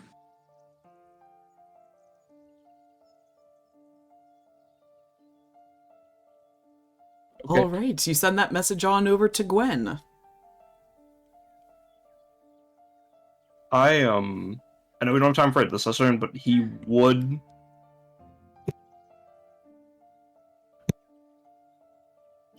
send a letter back expressing a desire to meet and speak with Topaz. Sure. Doesn't have to be this session. Yeah. We may or may not have time at the tail end of this session. We'll see how long we go, but I'm going to make note of that you want to meet with Topaz.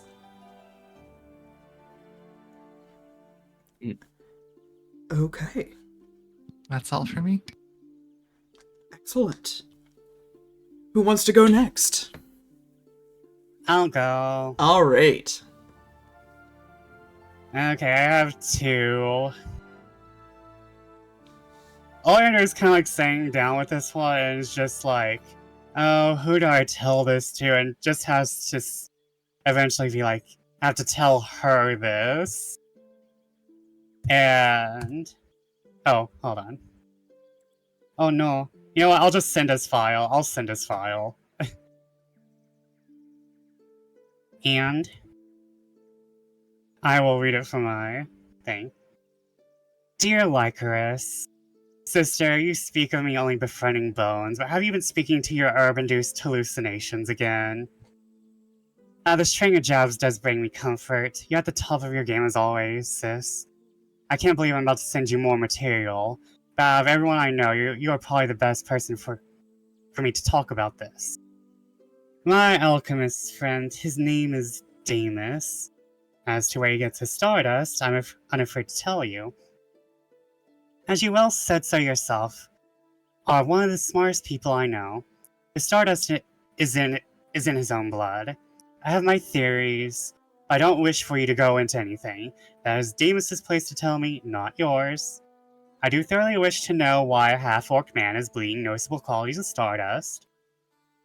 But he will tell me if I trust him. I don't want to resort to my old ways. I've done enough of that here. But there is also another reason.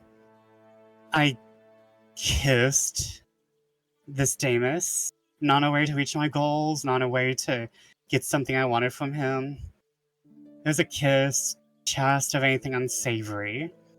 It's been a while since I had that. A few jobs I did as a thief, the occasional noble wanted me for the oddity of my body. There were guys in college like that too. A few good guys here and there, but no one really memorable. Nothing really worth digging up, if I had to put it in archaeological terms. But I think this has been the first time I have ever really been so honestly kissed. It's kind of dreamy. You are not allowed to tell Dad this. I swear if he finds out before I tell him, I am stopping all of your exotic imports for the next 2 months. I forget about seeing the first to see the ancient poisons I dig up for my next expedition. Dad would have a heart attack if he knew I was making myself vulnerable by flirting and kissing someone who's barely traceable in our annals. Or any annals for that matter. Demas is kind of a mystery, and maybe that's why I like him a little. And Dad can't speak to Demas, he'd just shatter at the sight of Dad. Much less when Dad would interrogate him. So let's not tell Dad, for everyone's sakes. How am I the one who has given up the rogue life? Yeah, I'm the one with the most trouble. This is ridiculous. But sister, thank you for being as skilled and awesome as you are. From your dearly beloved bone-headed brother, Oleander. P.S. You are safe from my wrath if Dad learns about my kiss through Adamus. However, I expect your help in retribution, if so. And he sends that off, but like the moment the servant walks away with the plate. Oleander is filled with regret because he's like, "Oh, I just wrote my sister about this kiss. Has been a mistake." That was so cute, though. That was so cute. And I have one actually inside the house for once. Ooh, okay.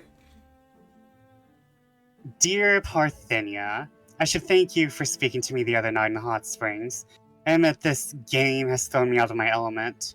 As not an excuse, more of an admittance, as I usually beg for the table scraps as I usually beg to the table scraps of nobles for patronage, but that is usually one-on-one. I have someone to help, like the disarming Polly or Sinus and Linus, and all the strings they can still pull.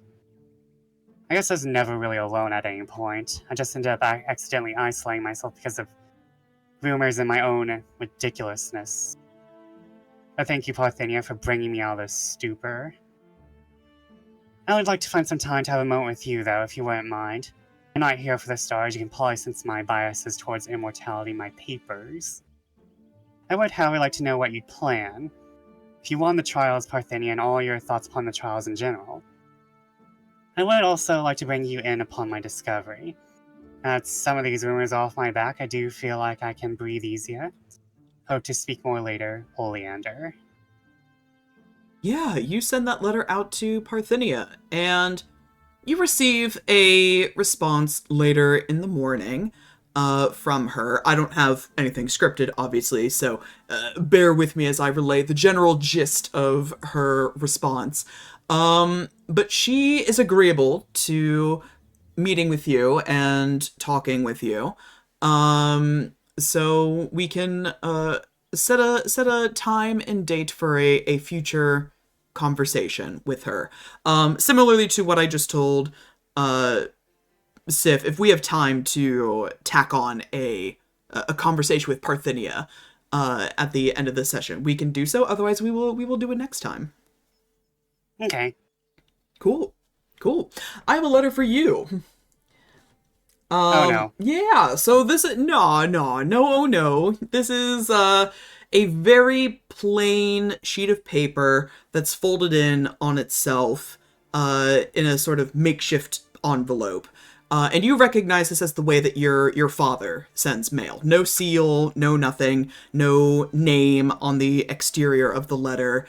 This is very much his usual MO. That's Dad. Yeah. So you open it up, and you find a script that is not your father's, because you definitely recognize his handwriting, and this is not it. It simply it's my brother. it simply says, "You're very lucky that I found your letter before Dame Leonora did. You should be more careful about what you write, just as I will be more careful about who to trust." And there's no signature, just a simple drawing of a 5-pointed star.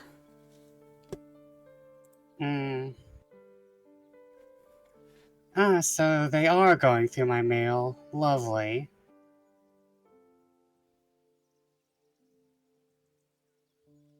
Yeah, so that's that's it.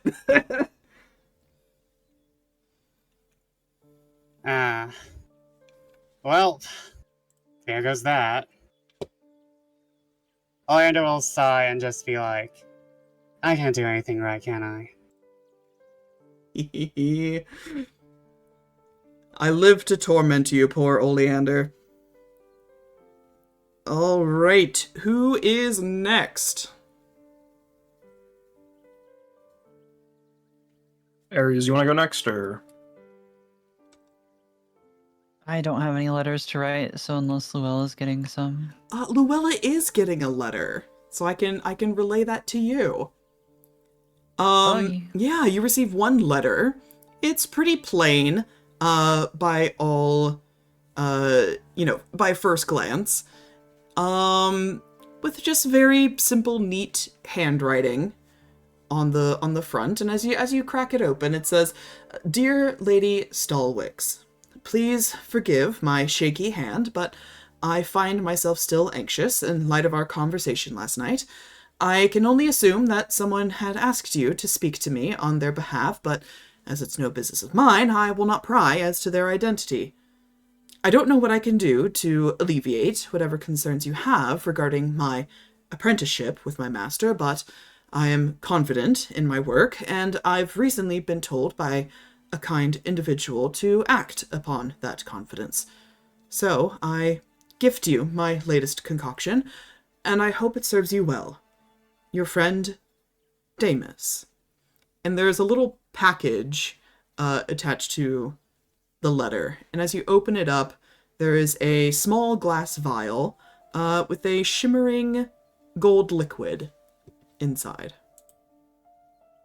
Would I recognize the liquid based on appearance? Give me either an Arcana or an Investigation check. My sheet wasn't open. 21. Yeah, you notice this looks familiar. The coloring is familiar. The shimmering, not so much. That's new. But the color is very familiar. The viscosity of it, as you swirl it around inside and you get a good gander, you can tell this is a potion of advantage. And so I will give you that little stat block there. Whoop. And so when you drink this potion, you gain advantage on an ability check, an attack roll, or a saving throw of your choice that you make within the next hour. Luella, in Luella fashion, is going to do a couple things. Firstly, is going to cast Detect Poison. Absolutely. It is not poisoned. That's good. But it doesn't hurt to check. It never hurts to check. And then secondly, then she will be drafting a letter, more accurately, sending a package. Because you outright said that it is a bit abnormal in appearance. Yeah, yep. It's definitely different than a potion you would usually recognize. And so Bellamar is going to be receiving a package and a request to investigate as to the efficacy with which this was made, as much as possible, etc. Okay, you send that off to Bellamar. As he is off the premises, you will not receive a response from him until our next epistolary phase, but whoosh, you send that off. Whoa. Woo! Alrighty. Gwen, any letters from you? So these letters are not written down; they're more improv as a reaction to what happened today. So I'm sorry, I will not. No, you're good. You're good. So this first letter is to Captain Wilde. Mm-hmm. Dear Captain Wilde, I hope that the punishment doled out to you will still allow your place in these halls. I cannot say the same wishes for your first mate, but I get the feeling he wouldn't be one so easy to leave. I hope you respect my desire to keep a much further distance as a result. The memories and words our blades brought up have left a bitter taste in my mouth. Still though, our shared alliances, the people we care for, our shared weakness, are all things I have grown to respect, and I hope that they do not weigh you down the same way Skalm's sword does him. Sincerely, Gwyn. And send that out to Wilde. Yeah. Just to make sure he's, still in it. Yeah. You receive a pretty quick response from him, saying something to the effect of, to the illustrious Sir Gwyn, I thank you very much for your concern. Needless to say, Dame Leonora showed effective mercy upon me, and I find myself still able to compete within the trials. However, I have been instructed to keep a tight leash upon my first mate, so I respect your wishes for distance. He is not permitted to meander as easily as he was before. So I will be sure to keep a close eye on him, and as ever, I thank you for your confidence and your friendship, sir. Yours faithfully and sincerely, Captain Ignatius Wilde. Alright. These letters are set up and for drama. First one is for Essie. I believe at this point, I don't have to go make a grand show of delivering it in person. Hopefully, I'll be able to send a letter to Essie, no problem. Gwyn will write out a letter simply asking, "Dear Essie, I feel as though we should speak. However, I, unlike the many who have approached you freely, still feel a need to prove myself, to earn these conversations, to win you over. And as such, I would request that after our latest trial, our upcoming trial, if the two of us could speak, perhaps somewhere more privately. Sincerely, Gwyn." You send that letter out, and you wait through the morning, and you don't receive a response.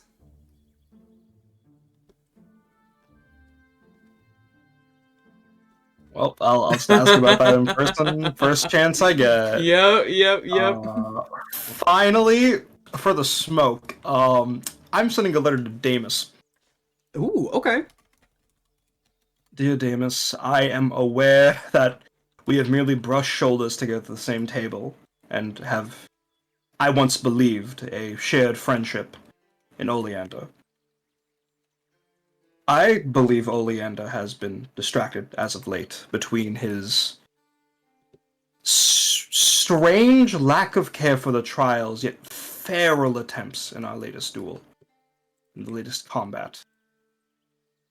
I, however, was only given a cold reproach upon reaching out, which I fear as though my actions up until this point have had little effect on him. Perhaps you could speak to him, help him, and if there's any help you require in doing so, any confidence you'd like to share, know that we have a shared interest in Oleander. Sincerely, Gwyn. You send that letter out, and it takes a moment, a considerable amount of time, and you start to wonder if you're ever going to get a response from Damus. But it eventually comes, and it's very short and very simple, and just something along the lines of, "Sir Gwyn, I thank you for your confidence in me, but I think you overestimate the nature of my friendship with Mr. Oleander. It seems that you and I are not the only ones who have an interest in him."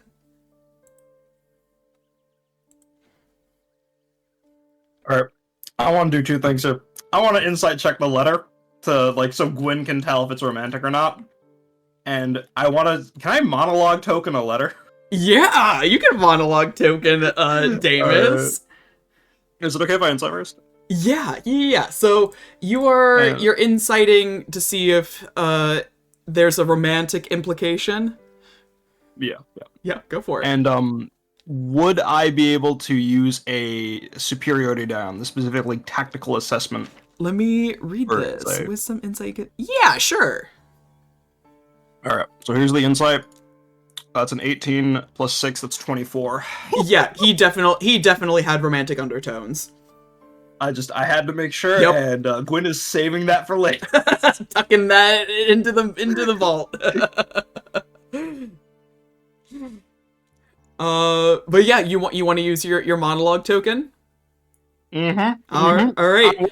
I want everyone to hear this. When Damus gets your letter, and he's reading it, and he's kind of dismissing it like, oh, here's like another person who wants to, talk to Oleander. I don't want to be a pawn in this game, yada yada. But then it gets to the part where it's like you and I share an interest in him, and his heart drops, and he's like, oh my god, Sir Gwyn too? And he writes that letter in the first time in his life out of a sense of pettiness. And he's never felt this way before, but he wrote that letter, and it feels good to be petty. But once he sent it, and it's out of his hands and it's gone, he's like, oh my god, what have I done?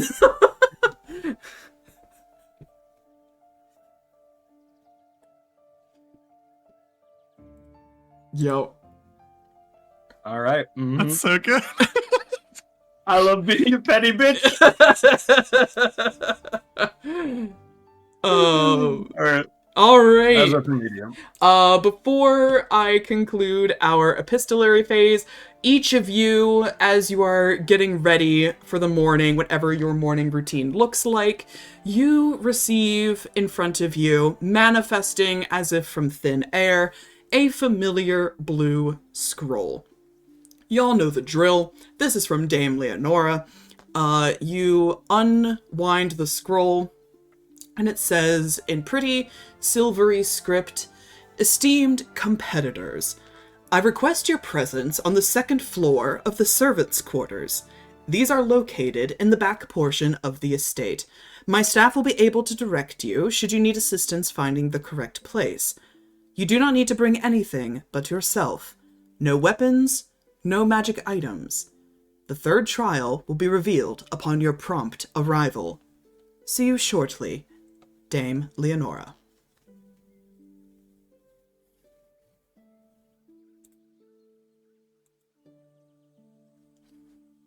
Topaz putting her lucky gem away. Aww.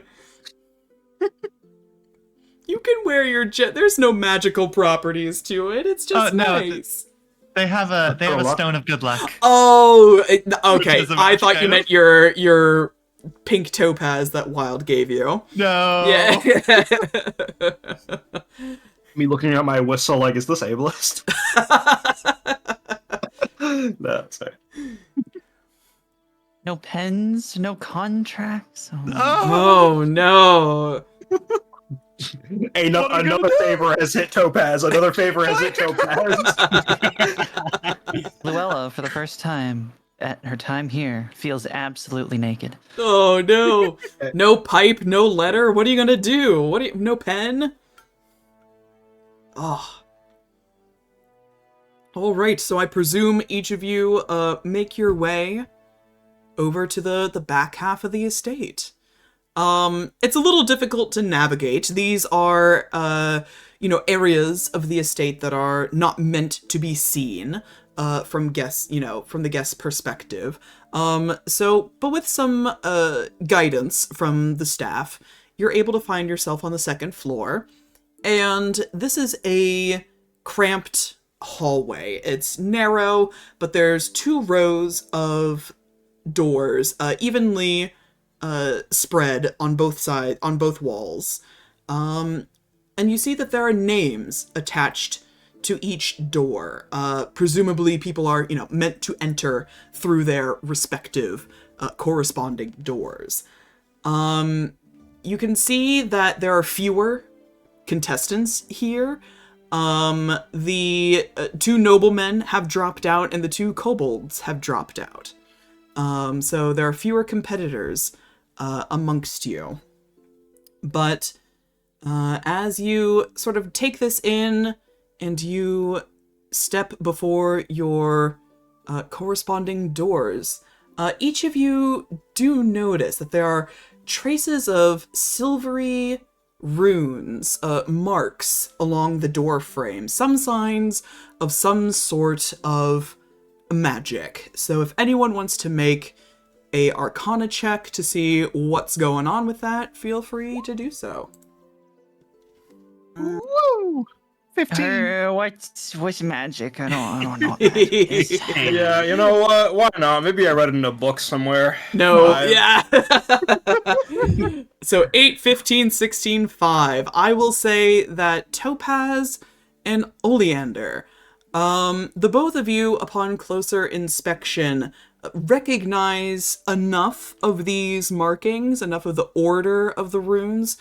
It looks to be like some kind of teleportation spell that's been put on the door. And looking around, Essie is not here. Essie is not present, like he usually is, to wish everyone good luck.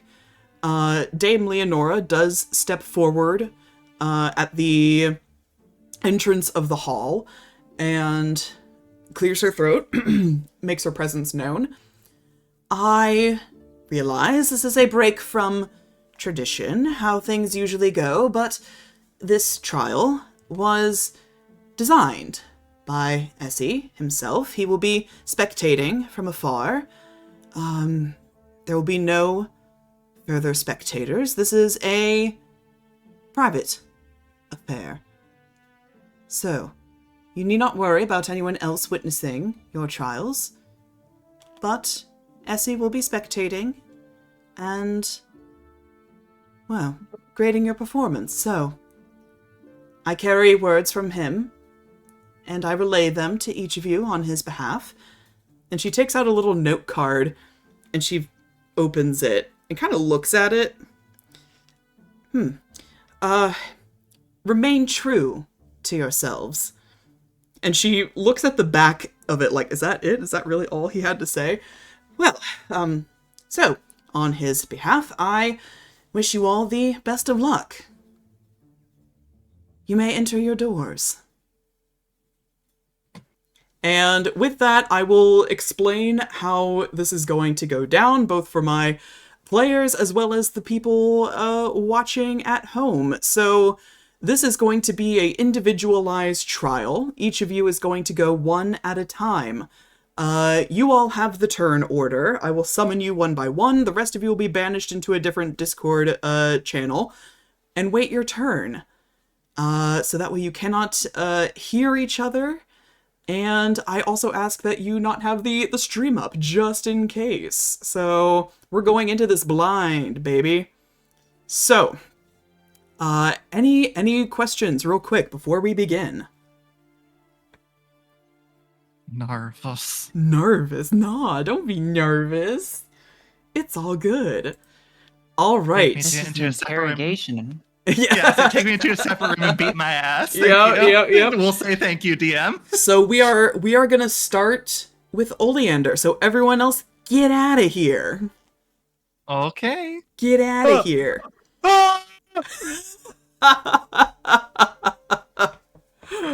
All right, Oleander, you still here? Yes. Excellent. Excellent.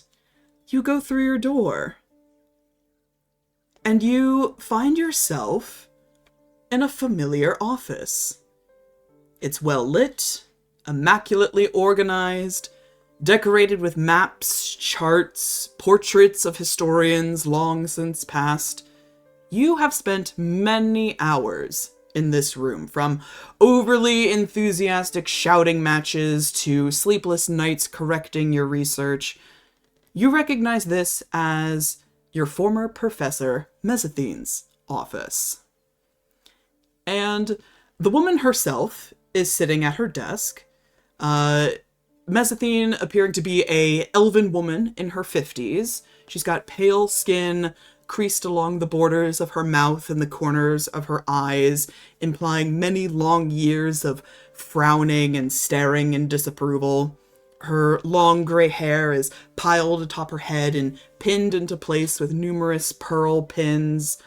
A pair of half-moon glasses sit atop her nose as she reviews the many papers within orderly piles across her desk. Her style of dress is very tailored and masculine, a pristinely cut suit with a high collar, complete with an intricately knotted tie pinned in place with a pearlescent shell brooch. And she notices you enter the room, and her eyes barely lift from the page in her hand. And she just says, "Ah, there you are. I was wondering when this visit would come.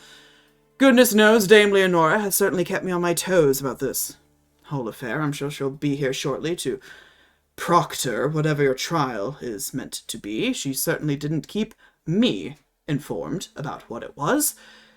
I didn't know when you would pop in, but you are here now, so you might as well take a seat."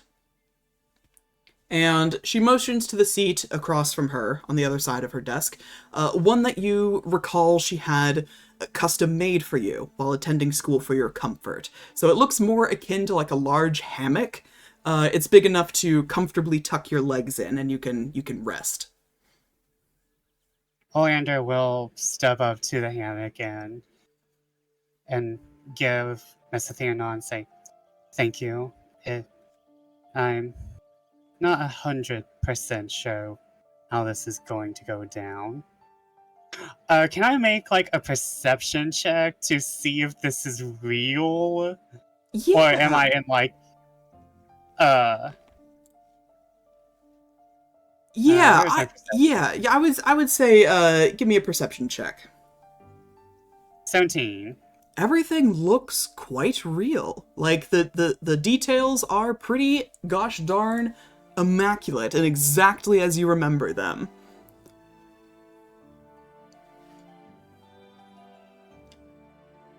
Well, it's been some time since you've sat before me like this, yet you still look like a cowed undergrad student.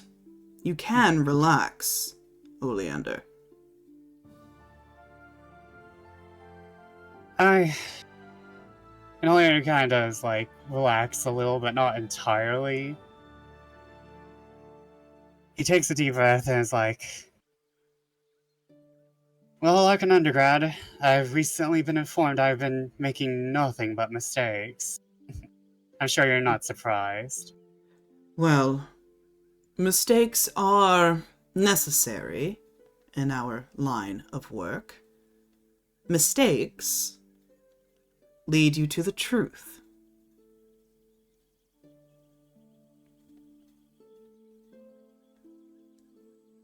What exactly have you been up to?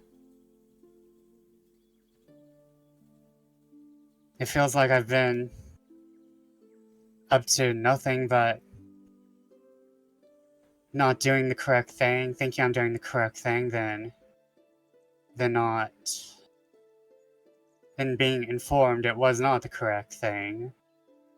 And not informing people enough, not informing people too much. People are much more complex than books and history. It's much easier to reflect on dead people. They can't respond. But I think that with enough practice, you would have a very good handle on people. You've come a long way already since I've known you.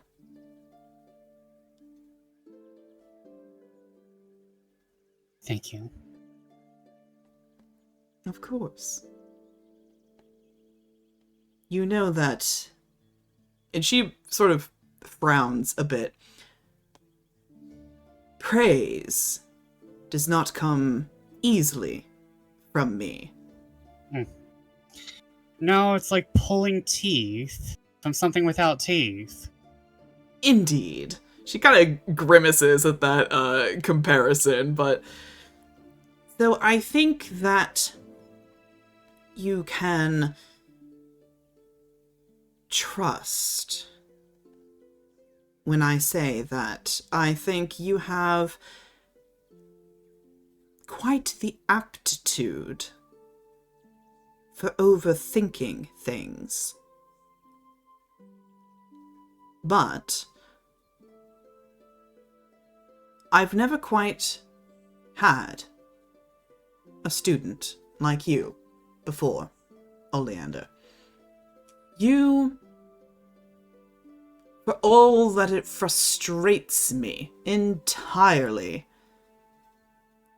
you challenged me on multiple occasions. And that is frankly necessary in our line of work. You cannot be intimidated by people who would disagree with you, who are uneducated about your expertise. We are the experts, Oleander, and I do not say that lightly.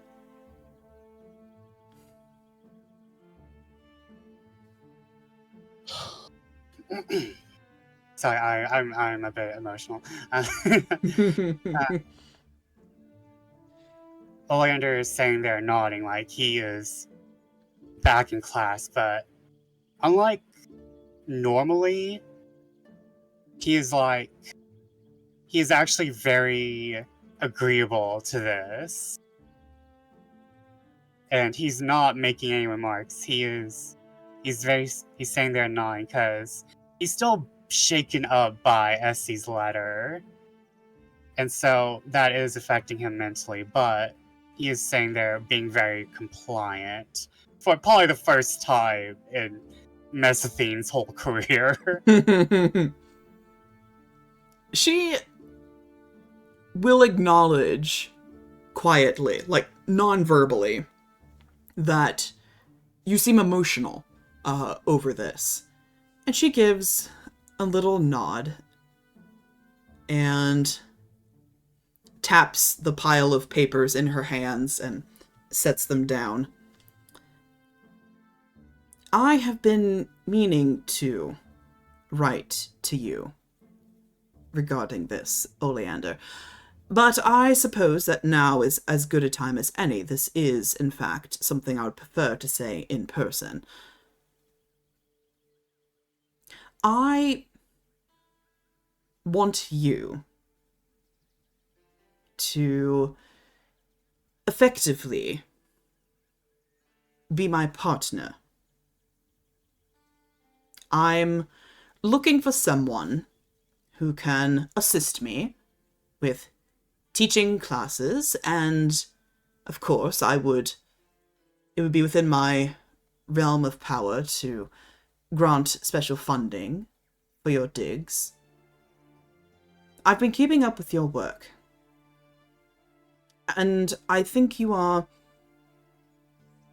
distracted. I think this whole trials affairs have gotten the best of you. There is a reason why I don't affiliate with the Celestial Court. And I think you can now begin to understand why that is. I want to reward you for your efforts, Oleander. This, and she gestures to her office, but also implying the college at large. This is your place. You should be here, elevated amongst your peers as the scholar that you rightfully are.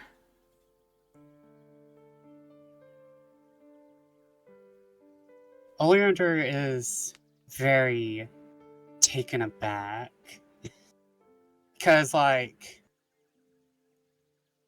he knows that what this means. This is something that a lot of people would enjoy, but you can see that there's just this bit of doubt, and he kind of he leans forward And he knows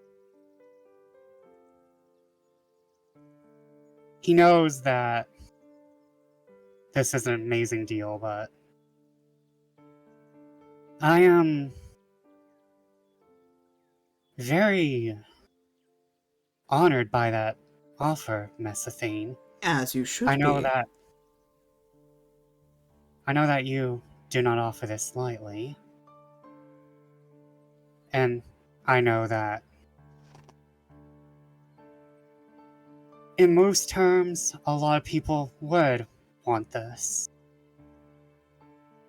But I think you know me well enough that I'm not comfortable with a lot of things. And he kind of like gives this very soft smile, which Messathane has probably seen before, but probably rarely directed at her.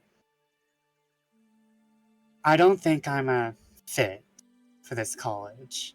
I think what I'm fit for is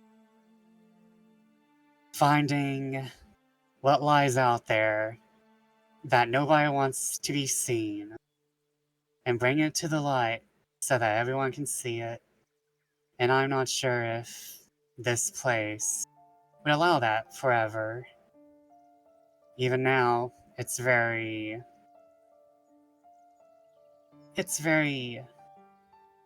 temperamental. And even if I was officially here or not someone they bring in every so often because they need a 6-week course on witchcraft and all the famous covens and Oleander, all let me be perfectly clear. Hang on, I have to sneeze. Ugh, alright, sorry. Let me be perfectly clear.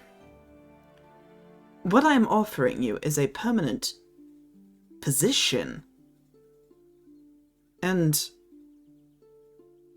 I won't make it again. What I am giving you, this is a future. This is something that most of your peers and your colleagues have dreamed of. I'm not telling you to stop your digs. This position would give you more funding for your research, for your digs. You would have more freedom than before to complete your tasks. You could have bigger crews, better tools.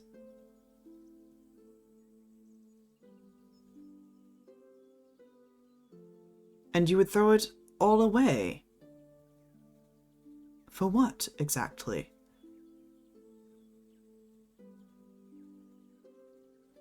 just knowing that you would back me so much is more than enough for me. That is more than enough validation. But I must confess that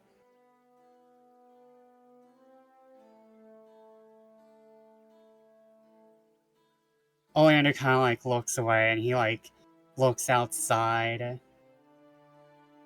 I just have the feeling that even on these well-financed digs with my financed crew,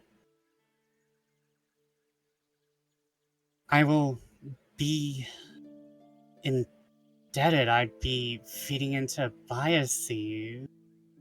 Like, I know Oleander, that's not... Oleander, what exactly do you think I do at this school? I raised you, didn't I? Do you consider that a biased education? No. Certainly not. So I'll have none of your biases now. Think rationally, my boy. Think about your future.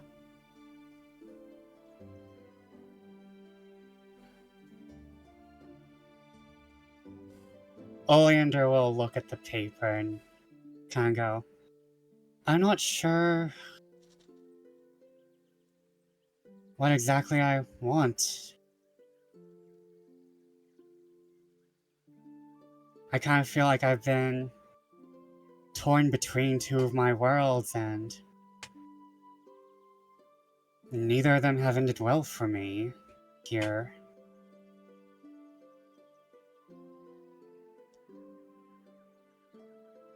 Well, He's just kind of staring at the paper, like looking at like the contracts his father used to have to sign and stuff. if you want my unbiased opinion, whatever is going on at Hollowlight, whatever it is that Dame Leonora has planned for you, for everyone there, I don't believe it is in your particular best interest. I mean, can you really look me in the eye and tell me that you are vying for the heart of a star? No, you No. know why I'm there. And you can do it anywhere else. So, I ask you for the final time. Oleander, please. See reason. You can join me in my work and expand upon yours exponentially. But I feel like I can't do it anywhere, but why would I be manifested here? Why would I have been invited if not for the answers to be there? I may not be vying for the star, but I'm vying for the heart of this mystery. I'm vying for truth, and the truth is here. I can feel it.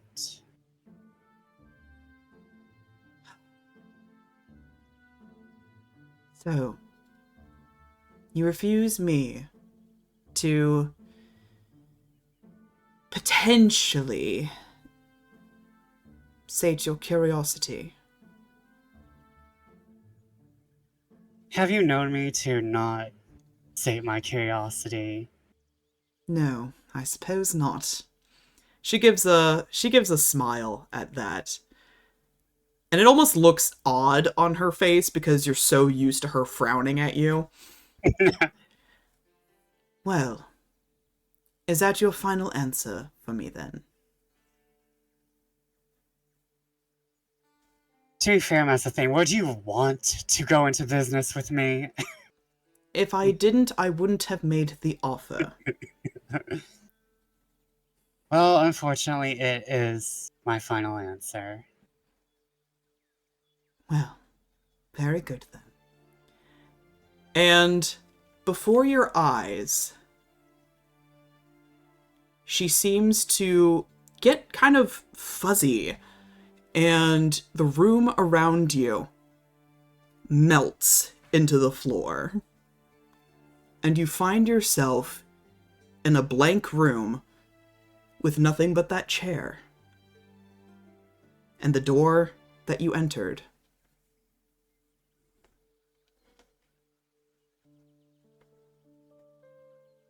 Oleander will take a deep breath and is like, well, I guess I'm married to this now.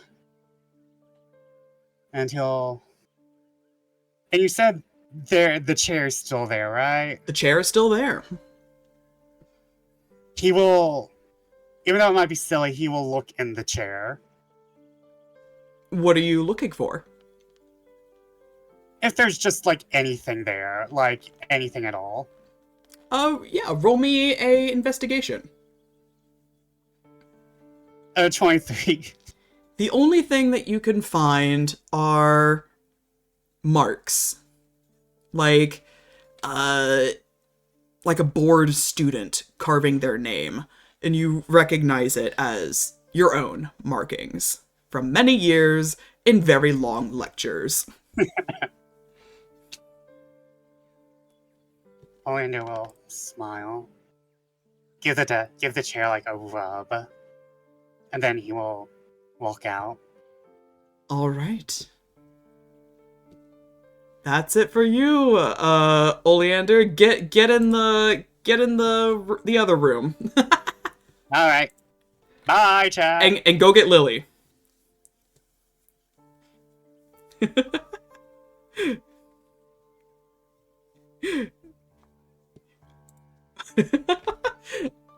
Well, Lily, you here? Bye. All right. I Here we had go. to say bye. We I have been chosen. You've been chosen. The claw has chosen you.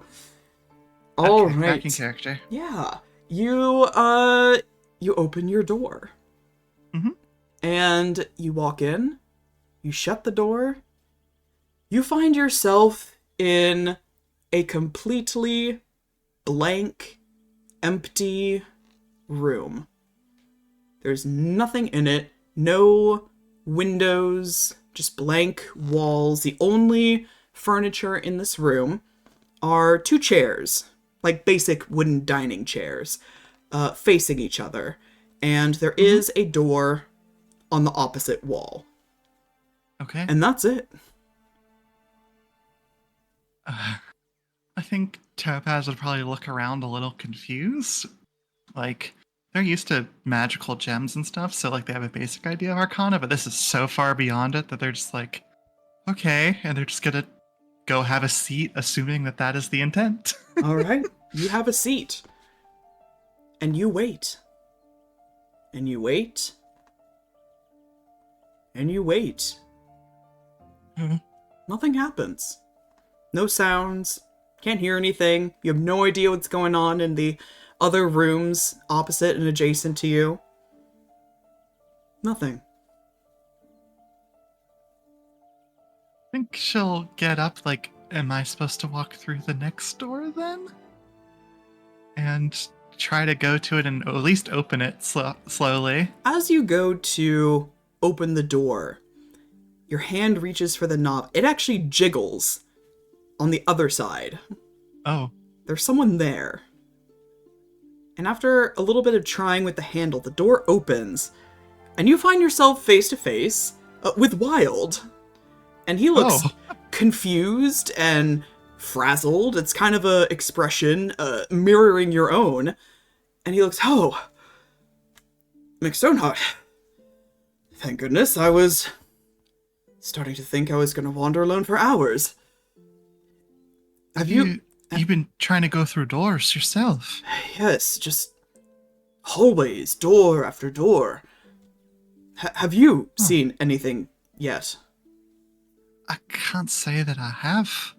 I sat down expecting this to be like a conversation or something of the sort along the way, but after a good while, I realized that maybe I missed the mark. So I decided to at least try the door in front of me, and this is the first door. You're here. He kind of looks around your room and notes there's only one other door. And he goes, I'm starting to think that I've failed already. I'm not nearly patient enough to wait in a bare cell. Do you mind if we wait together? I'll go back to my room once it's your turn, I suppose, whatever it is we're meant to be waiting for. No, you're more than welcome. Thank you. He'll motion towards the 2 seats, waits for you to sit down first, as is his gentlemanly way, and then she'll sit down with him. And he'll take his seat opposite of you. He kind of runs a hand through his hair and loosens, unbuttons one of his shirt buttons, just clearly a little frazzled by this whole affair. Just, are you nervous for this trial? Most certainly, I'd say. I mean, I just don't know what to expect from this one. I don't want it too badly. You know? It's, but, I mean, these trials tend to be, at least in some way, shape, or form, cooperative. And every time I've tried to strike out on my own, it's been, well, you saw how the first trial went, and then the second trial went out once I was by myself. You know how that went too. So I appreciate your presence. Of course, of all of the hallways and doors that I've wandered into, I'm most certainly glad to have wandered into yours. Hmm. And I think you're underestimating yourself. For what it's worth. I do tend to do that, but yeah, I'm proud of my accomplishments so far in that ways. So I don't know, I guess I just wanted to win one for once. Always the bridesmaid and all that. Never the bride? In a way, yeah. I confess that it felt good to win the second trial. But and he sort of leans back into the chair and it creaks under his weight. I admit, I don't think I have a chance of winning the trials anymore. No? He just kind of shakes his head. No, my heart isn't in it. It's too divided. Even my crew doesn't respect me like they used to. They can sense the change in me. It took all kinds of convincing to even bring the Grey here in the first place. They couldn't see the value of a star, not like I could. Surely they must understand that a pirate that lives forever is a pirate that can forever help But that's the be their thing. leader. Only one pirate would live forever. I think there'd be jealousy. Inevitably. Hmm. Though I admit I was not entirely forthcoming about what all a star can do, so... spin a few yarns, tell a few tales. I found my way here. Let's circle back, though. You said your heart was divided. You seemed pretty certain of your goals when we took a walk through the garden. And he pauses for a moment.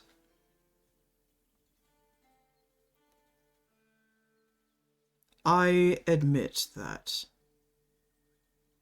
my dream is a very nice one. But I think that there are things that will always prevent me from having it. And I am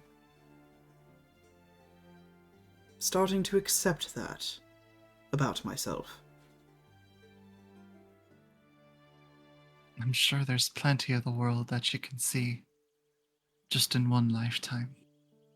Oh, perhaps. And perhaps, with the right people, the right person, one lifetime would be enough.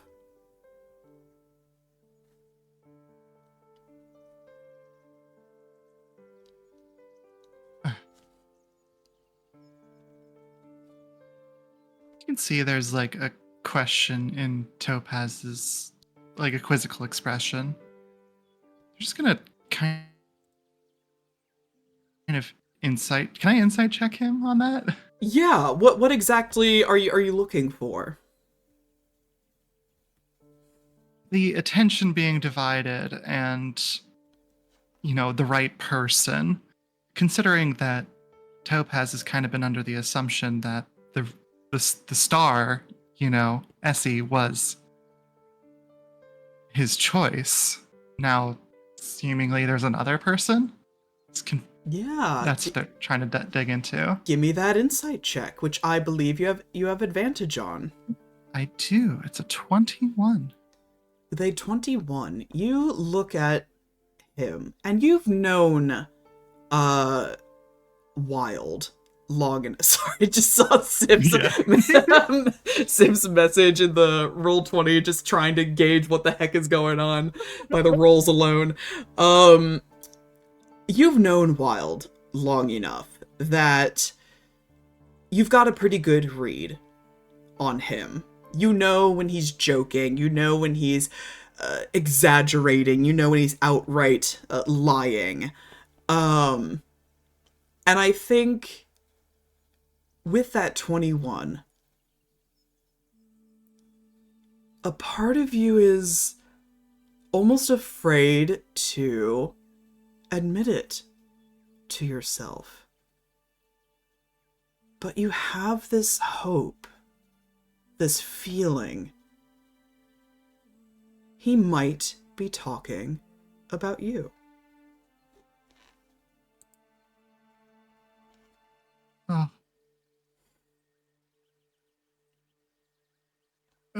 Surely you don't mean myself? You've never really seen Wilde blush before, but you can see some, color in his cheeks and the tips of his ears. And he leans forward and looks at you, looks at the floor, trying to figure out where he's most comfortable looking. And then he finally returns his eyes back to you. Let me be completely honest with you, Stoneheart. Probably for the first time in my life. I want to leave this place, and all these masquerading cretins behind. I want to get back to where I belong. In the clouds. Seeing the world from a vantage point reserved for birds and gods. And I want you to come with me. We've talked of traveling together, and that is what I want more than anything else. I know this is important to you, and he gestures to the room, implying, Hololight and the trials. But if I asked you to leave with me tonight, would you? We could bring your sister, too, the three of us, sailing together, going beyond the wall, just like you always dreamed. Stoneheart, let me show you the wonders you've only ever been able to read about. Please, come with me. Wilde?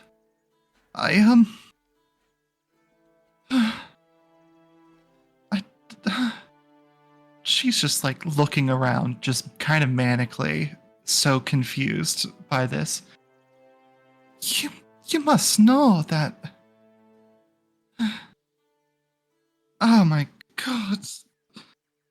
I understand this must come as No, it's a surprise. Wilde, I put away those feelings for you because I thought that you didn't return them. I've been... all those years you came to visit me, and I just went along and just looking at you with just wishing for it, and He'll reach forward and if you let him, take your hands in his. he'll like honestly hesitate for a moment, but still let him. I just put that behind me. And now you're just turning around on a dime, just asking me to leave everything behind. Oh my god. I didn't mean to distress you. Goodness knows that's the last thing on my mind. I was unaware of any feelings that you might have possessed for me before. I kept my respectful distance on behalf of your father's wishes, but I've admired you for some time now. He looks up to Wilde for the first time, like making proper direct eye contact, and there's genuine like tears in his eyes, not of joy, but just like kind of just immense emotional confusion.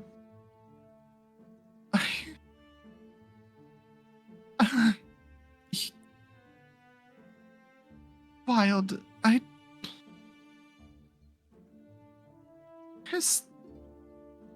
don't know. I don't think I can. And if you asked me 5 years ago, by God, I would have gotten on that ship and I would have come with you. But there's people here that I care about, that I have feelings for too, and I'm so confused. I'm so confused. Please, I can't. Please do not distress yourself, Mick Stoneheart. I cannot bear it. If you do not feel for me what you felt those years ago, then tell me now, and I will not say another word on the matter.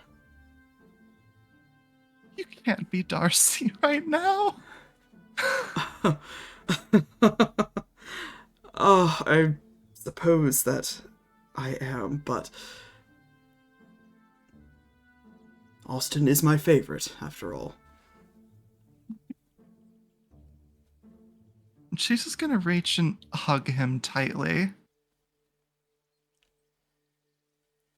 Give her a big hug back. I need to at least see things through here. I don't know where my heart lies. I can't know right now. But I have... Are you certain? Would you not be happier? I understand that my offer comes at a surprise and doesn't immediately bring you great comfort, but would you not be happier in the future, away from all of this?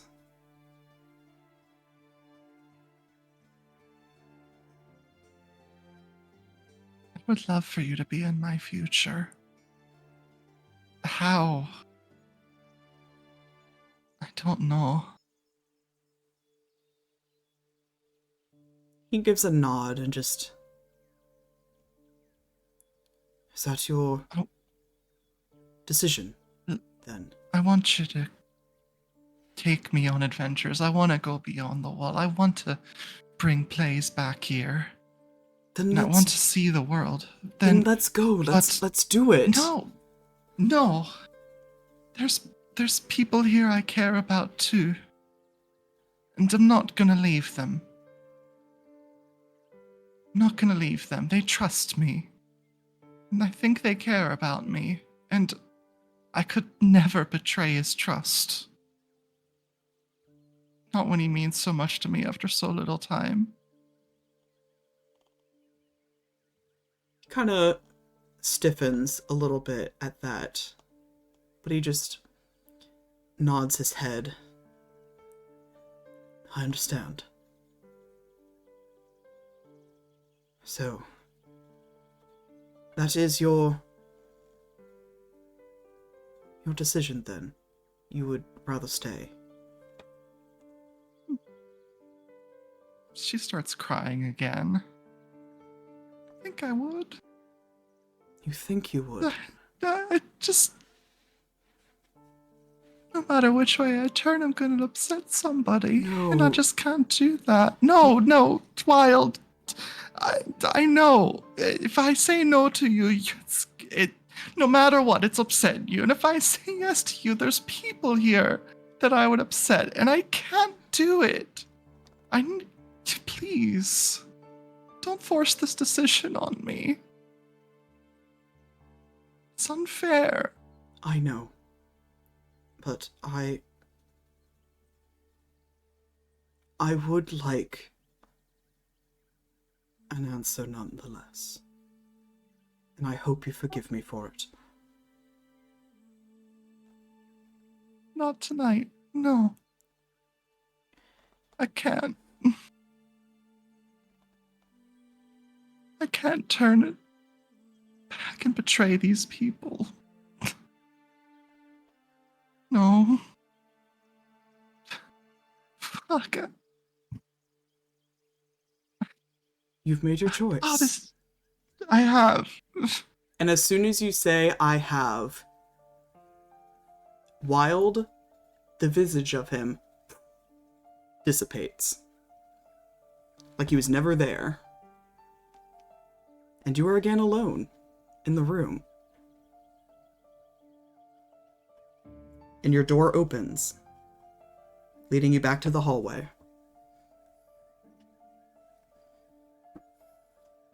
He just sits there for a moment. It's just like, do I really love him that much? No. What's wrong with me?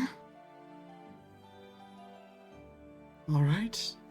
Topaz, you may exit your room.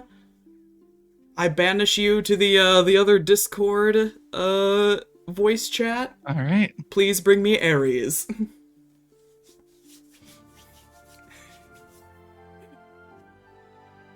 Oh man.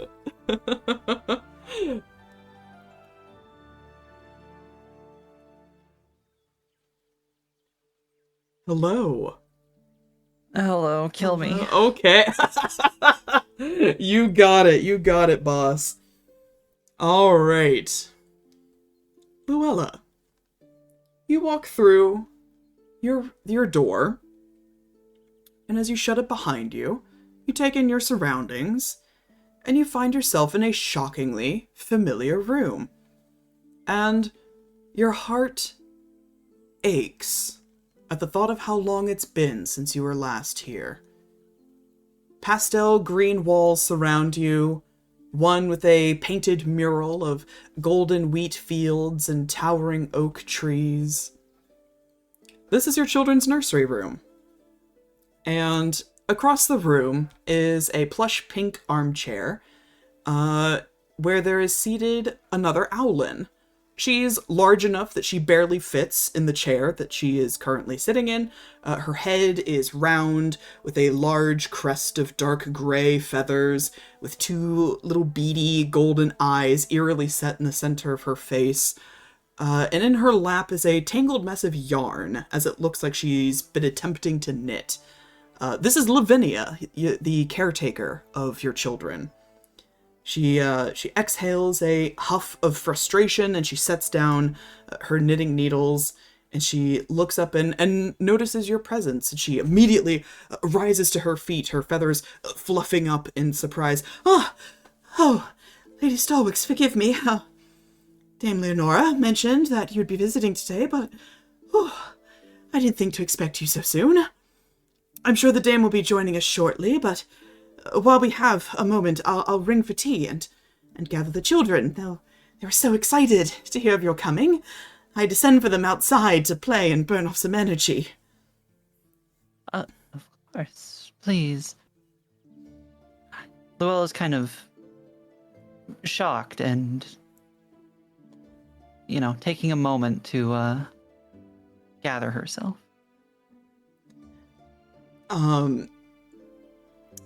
Yeah, Lavinia, she's gonna make her way towards the opposite door, leading to the stairwell. But she pauses a moment. She turns in that freaky owl kind of way. Her body doesn't turn back towards you, just the head does.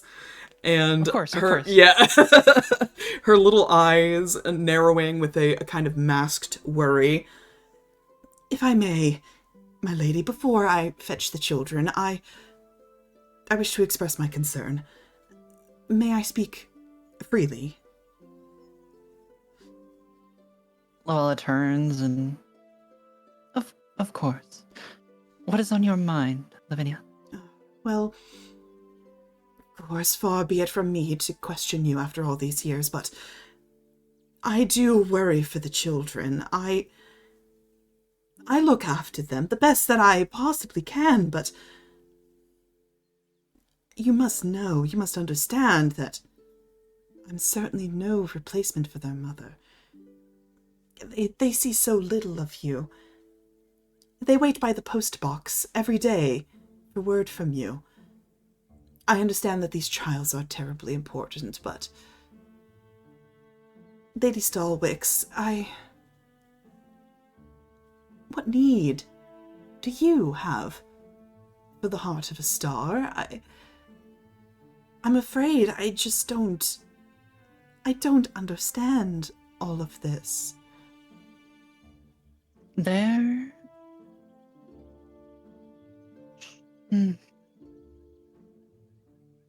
I have plans, Lavinia, and those plans require a little more time.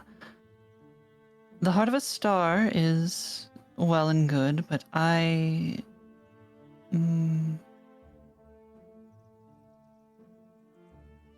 have perhaps a slightly tangential goal with this. And soon, goodness, I hope soon, I will be able to spend far more time with my children than I have in a while. She kind of nods her head, and the rest of her body turns to match where her head is. And she's kind of wringing her long fingers together. I suppose I can understand that, but there's still something that doesn't quite make sense. The heart of a star would certainly give you more time, but would it be more time with your children? I mean, you would live forever, but that gift would not extend to them. They would grow up and watch their mother unchanging.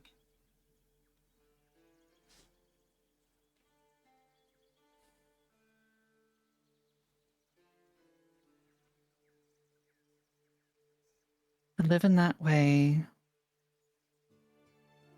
is not what I would want.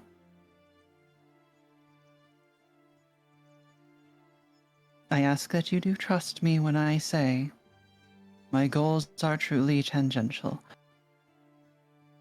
And all going to plan,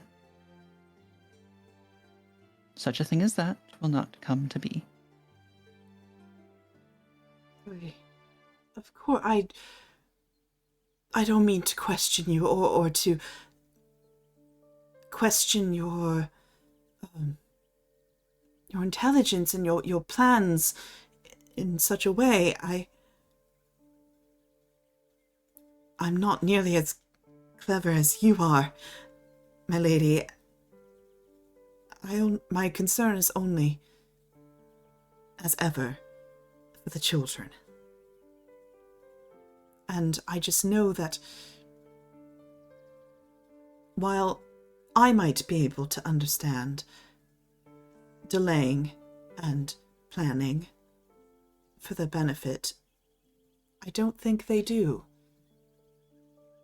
Children are so young, but the time flies before we know it, and they ask for their mother every day, but there might come a time when they stop asking. And I think it would break my heart.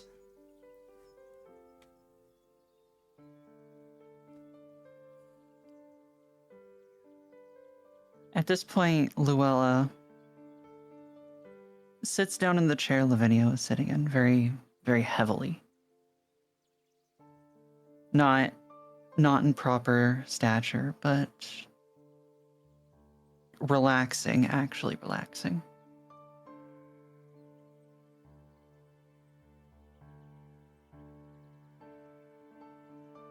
If my plans...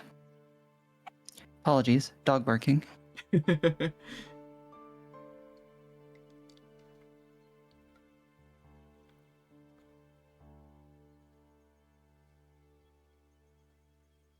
If everything goes to my plans, even come the end of it, should they decide that they do not need me, do not love me anymore, for I have, in their eyes, abandoned them.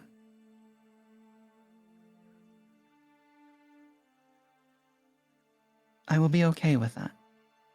Well, Lady Stalwix, Because I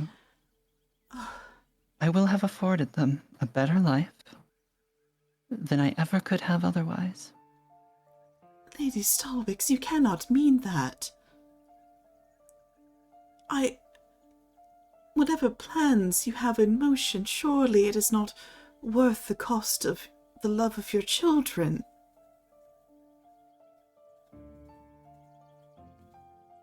Anything is worth making sure that they get to live happy and long and fulfilling lives as they choose. Even without you. If that is what they choose, yes. She wrings her hands with worry and just, I see. I know that look on your face, and I see there's no convincing you. You should know, Lavinia, that if I can have both, you know that I would. If I can only have one, then goodness do I hope that it is that they live happy and long lives. I do think they would be happier with you, if I can be so bold to say. But if I cannot convince you, perhaps they can. I'll go fetch the children. Please. She'll, kind of somberly, leave through the opposite door.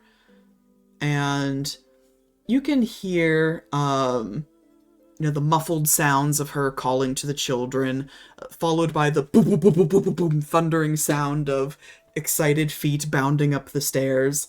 And the door, bam, bursts open, revealing a pair of two wide-eyed owlets. One is larger than the other, fluffy and white and wearing a soft yellow dress. This is your daughter Eswill, and the other is shorter, thinner. His down feathers are still, scraggly and growing in. He's wearing a little hand-knit sweater and a pair of breeches with a tight belt because his pants are too big for him. This is your son, Revelin, and both of them are far taller than you remember, and you start to count back the days and wonder just how long it's been since you've last seen them. But the two of them let out a huge gasp of surprise, and they run towards you, leaping into your arms. They nearly knock you and the chair over. And just, Mama, we've missed you so much. We've missed you. Lavinia, she told us you'd be coming today. We couldn't believe it. And Revelin nuzzles into your feathers. Missed you, Mama. And Eswil sort of puffs out her chest. She's floofing up her feathers as big as she can make herself. Just, don't be such a baby, Revelin. Mama's got important work to do at the Capitol. I'm not a baby. You are a baby. And they're bickering like back and forth. Luella is very, very obviously starting to tear up a little bit.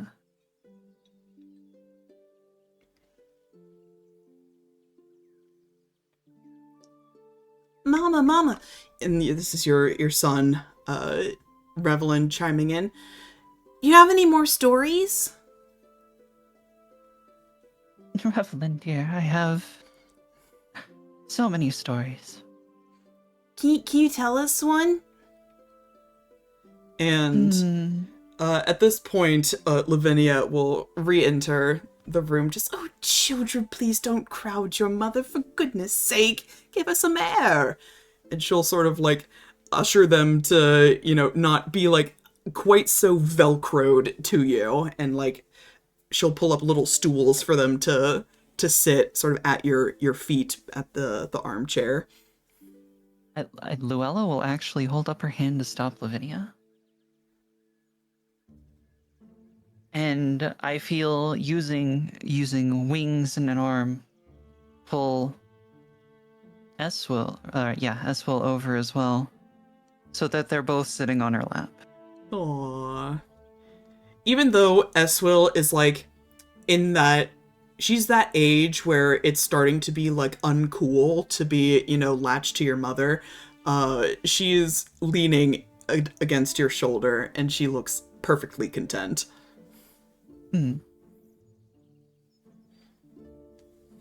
So, what would you like to hear about?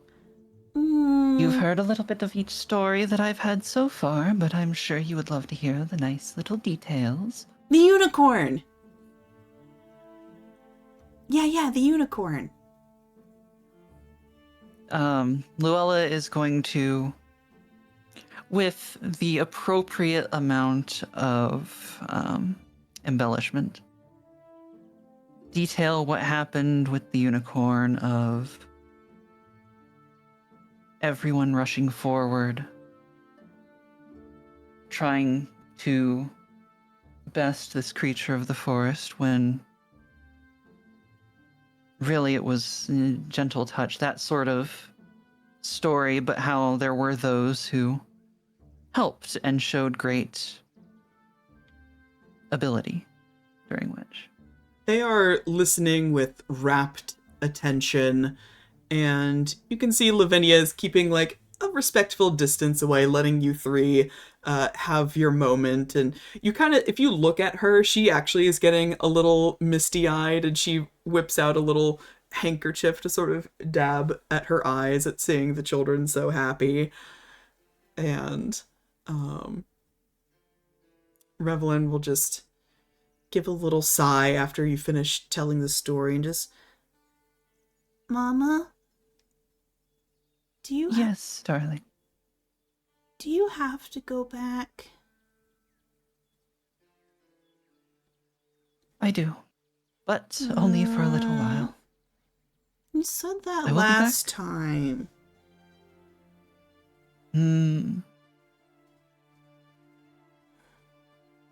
You're a bit older than last time. You know what I do now, right? Write papers and stuff. Do you know what those papers do?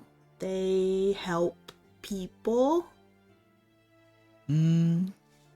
Usually, yes. They make sure that people do what they're going to say that they're doing. Hmm. And if you would like, I can write one of those papers for this. He gets really excited and he hops off your lap and he goes over to there's like a little table in this room with like all kinds of like art supplies and paints and like crayons and stuff, and he takes a piece of paper and he grabs a green crayon the same shade as your pen and ink, and he comes over to you and he hands you the paper and honestly the probably chewed on crayon.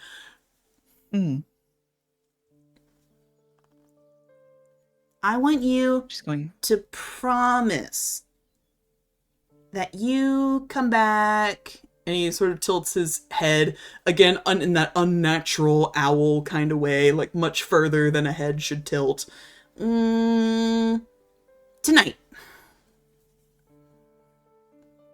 what'd you say? You cut out a little bit. I want you to come back tonight. Tonight? I don't know if I can. How about this little revelin? The end of the week. And I will be back. I know, it is a long time. The end of the week. I will be back for...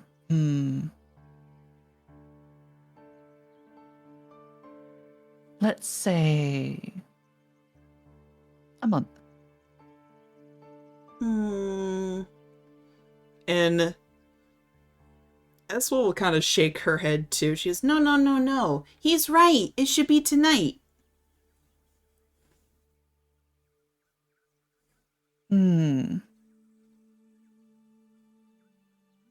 Lavinia, you said the dame would be joining us, yes? Yes, that's what I heard. Though admittedly, she did not specify when her arrival would be.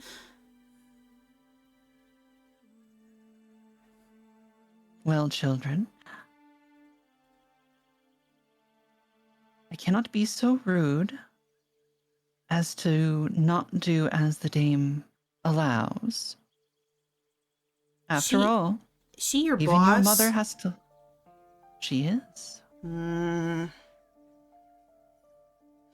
Revelin, as much as a little scraggly owl can frown, just frowns.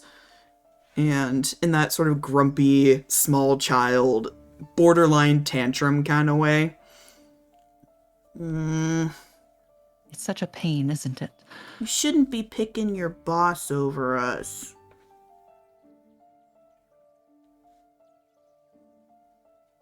And at that, Lavinia kind of looks at you expectantly like, I told you so.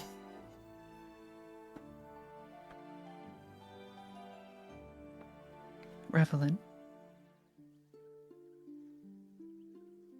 look into my eyes. Both of you. She's going to, gather them closer a little bit.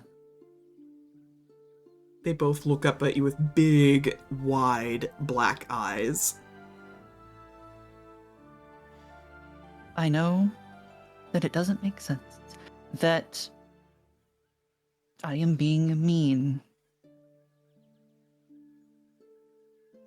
But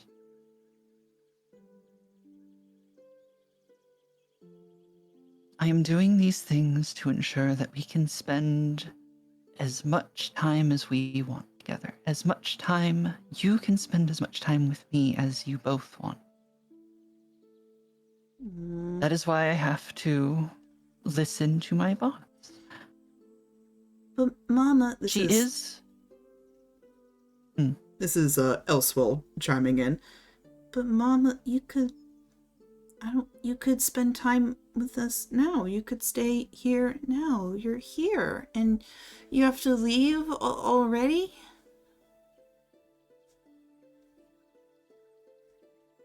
I don't know when they'll have me leave.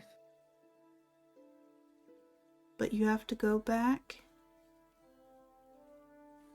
I will. Hmm. Only for a bit. And it hurts me more than you know. You want to go back? No, But you will? I need to. Hmm. Grown-up stuff doesn't make sense. It really doesn't. Do you really, really need to? I really, really need to. I really, really want to stay with both of you. It gives them a big squeeze. But sometimes you have to do things that you need to before you want to. As I'm sure you both know by now, you're getting so big. They both nod. You need this, Mama? Yes. As soon as you say yes, your children, the visage of your children evaporate. Lavinia, behind as well. And the room melts around you, revealing nothing but an empty white space and the plush pink armchair. And the door that you entered through opens once again.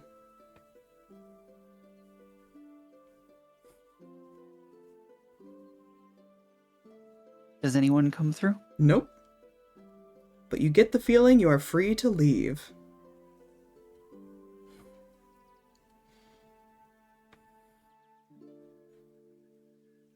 She's going to sit in the chair for a little while longer. I think at this point her hands are shaking a bit. Whoa. And she pushes herself up slowly, like it's a struggle. Looks around, and then to no one in particular. That was rather cruel. Rather And then cruel leaves. indeed. And with that, I'm going to ask you to join the others and bring me Sif. Very well, I shall bring Sif. Thank you kindly.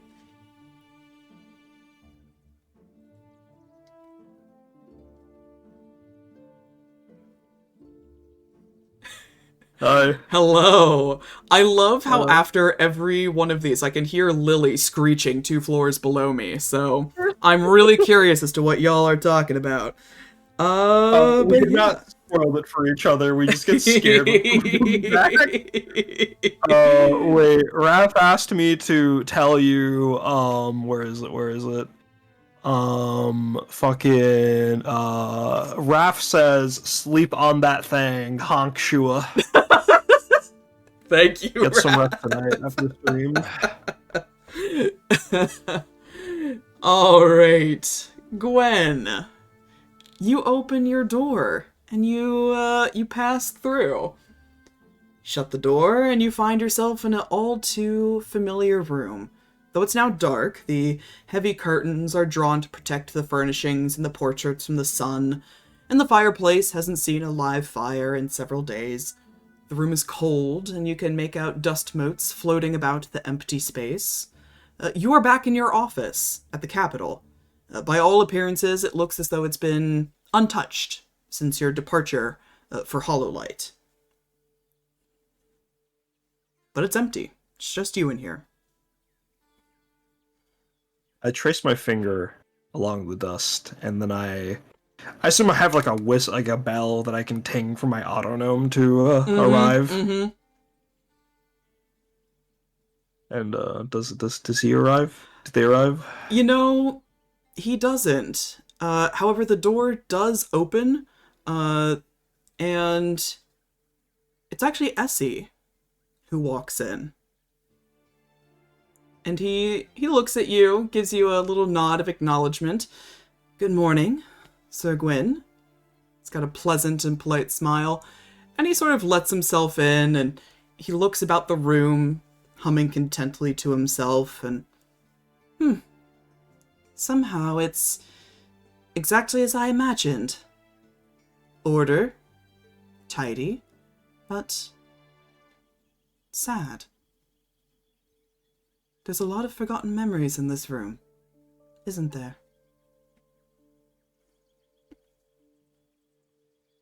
Gwyn is just staring at Essie, thinking back to that message, that advice to be true to oneself.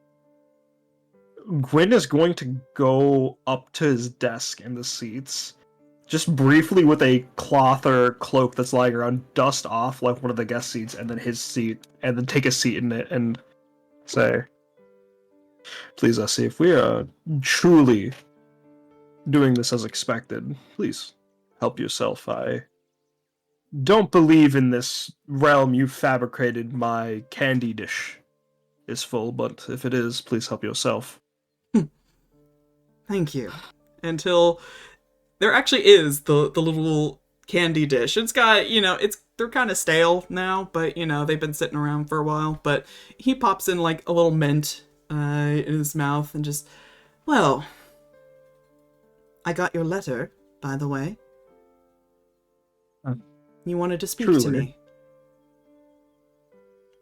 Yes.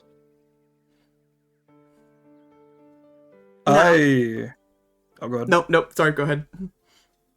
I am aware that you have your own goals to meet. And I am also aware that no one truly meets their accomplishment alone. So I was curious as to who you would call to your aid, who you would confide in, and who would you use.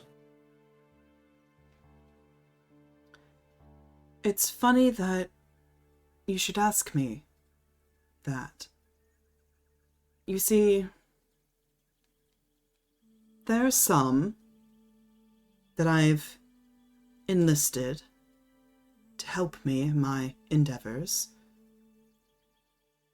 Mick Stoneheart has been a very good confidant.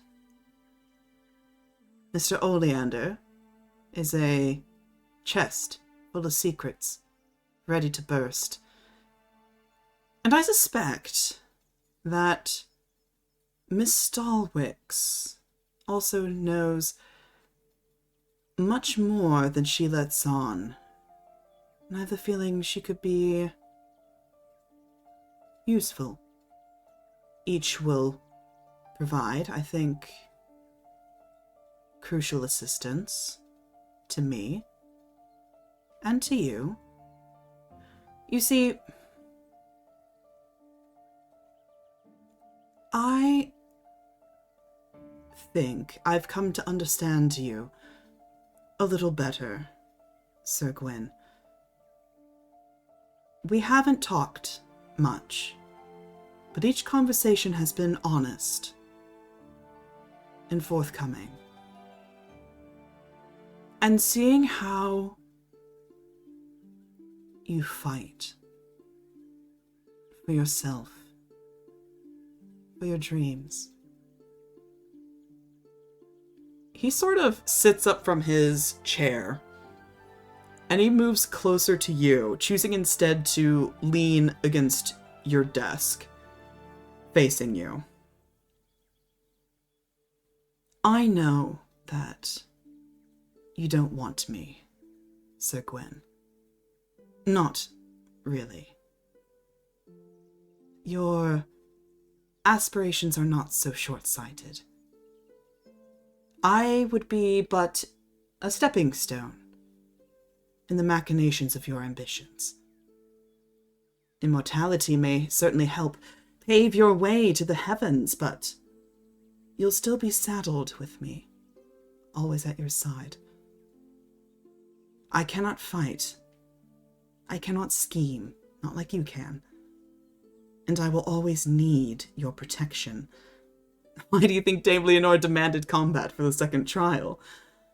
The star will always be hunted. My beloved, burdened with the responsibility of keeping me alive.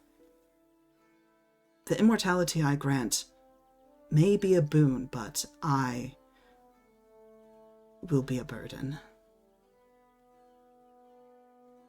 So, against my better judgment,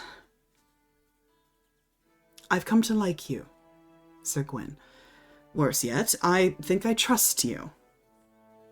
So I'm willing to make you a deal.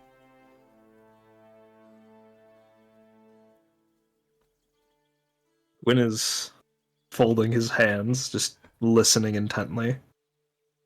He scooches a little closer. Propriety is kind of thrown aside at this moment. And he actually will stand at your side and put a hand on your shoulder. You asked me if I had any dreams, and I do. There's only one thing that I want, and I will do anything to get it, even if I have to make the greatest sacrifice. Do you want to know what it is? Yes. And he leans close, his mouth right against your ear. Vengeance. My sister, Isolde, was struck down, and I want her murderer dead. Their deed returned tenfold. It's the only reason I find myself on this miserable rock. Someone at Hollowlight knows something about it. And I've enlisted your friends to help me in this endeavor, but you, Sir Gwyn, I want you to be my blade. The farce that is the Trial of Hearts means little to me now. I will give you my heart if you give me your blade, your oath that you will see my sister avenged.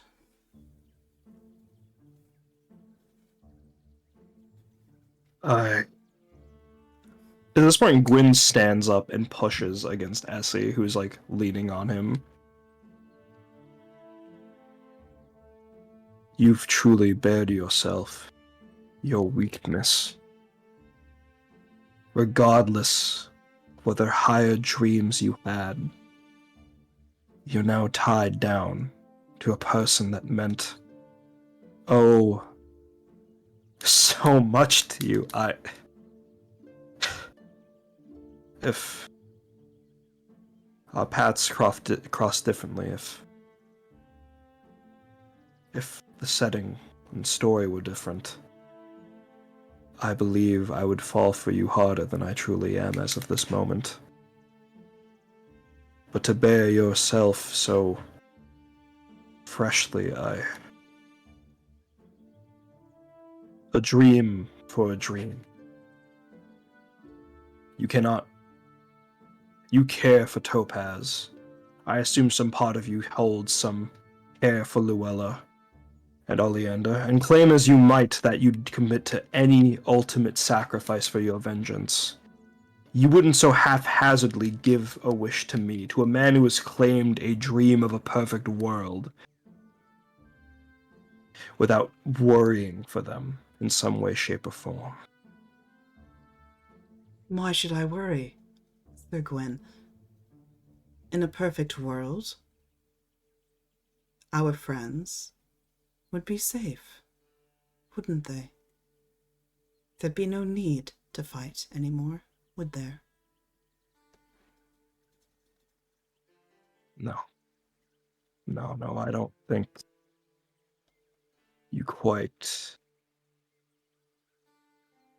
Allow me to show you, as Gwyn begins to disrobe, and his form begins to disfigure and shift and change as he goes from his once gorgeous and alluring self to something much more mesmerizing and horrible as his body and his torso elongate, his limbs and claws grow out. His sharper fangs poke out of his mouth, and two broken, unfinished, unloved wings spray out of his back. No, my dear star. My world is one full of strife and conflict and change and growth. One where one can fall and rise as they please. One where a boy does not need to wish upon a star, hoping for his dream to come true. He is wide-eyed, mouth slightly agape as he takes in this monstrous form. But he approaches you nonetheless, and small, delicate fingers reach up to cup what remains of the visage of your face. Then seize the means for yourself. The star is here, Gwen. And as with any alliance, allow us to seal it, as he will, from a third eye perspective, from just the silhouette, it looks terrifying as this hungering form latches down upon her, wings latches down upon him, wings covering the scene as Gwyn steals a kiss from Essie. And he's going to kiss you back and return that kiss, and it's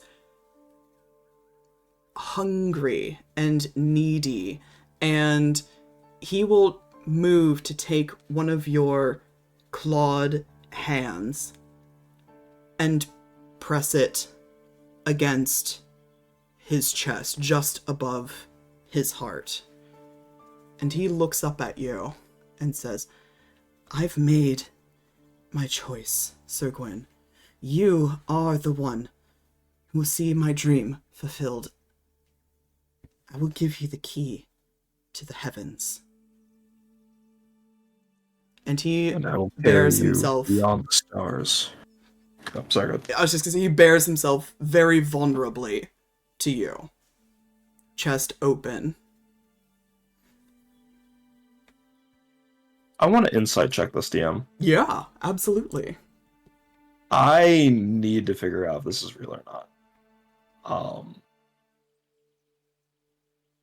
Has he been making this offer to the others? Is this a play? Give me that Can insight.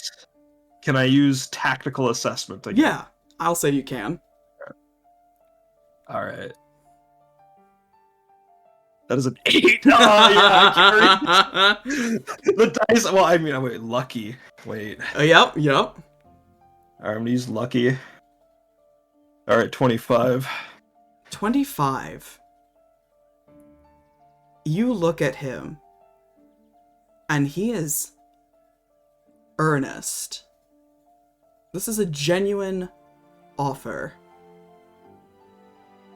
But as you look closer, something about it, you can't put your finger on it.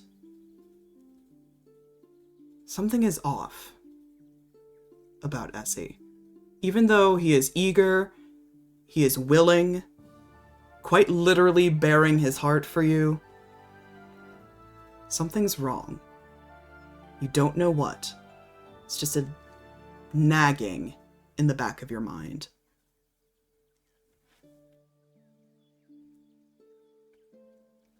I grab both his hands and pin him down to the desk, and I look down at him, the eyes of a predator, of a hawk. If this is truly to come to pass, if we are truly equals, then be as open as we have been with each other so far.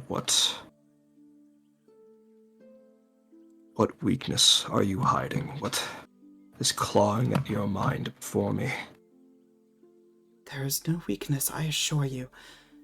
I've had time to consider this. I would not make this decision lightly.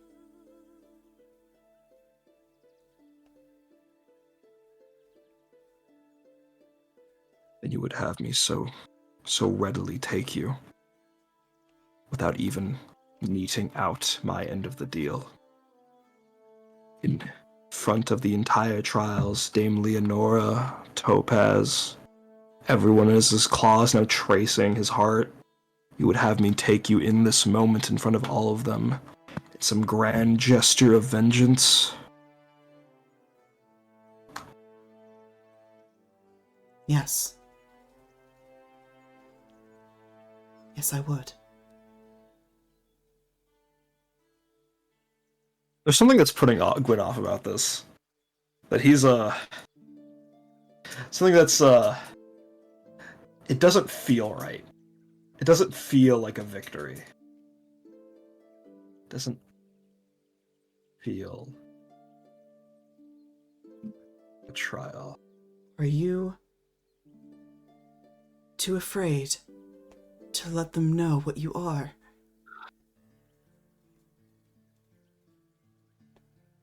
Once I ascend the throne, I can be whatever freak I desire. My strength a signal for those less fortunate, those unequal. But you, so ready to throw your life away without acknowledging how far the depths truly fall. You may have fallen from the sky, but you still land among the earth's peaks.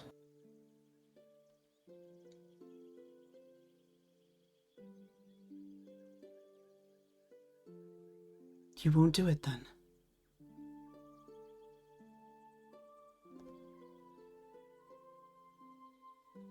How does Essie look right now? Like he's about to is he upset about this? Give me another insight check on that. Alright, I got 2 more. Assuming it's been a long rest since the fight, I have 2 more points of lucky and more superiority. Alright, tactical assessment, let's go. That is a 17. That feels ambiguous enough. Yeah. What's a 17? 17, he genuinely seems to be a little disappointed. You are not meeting his expectations right now.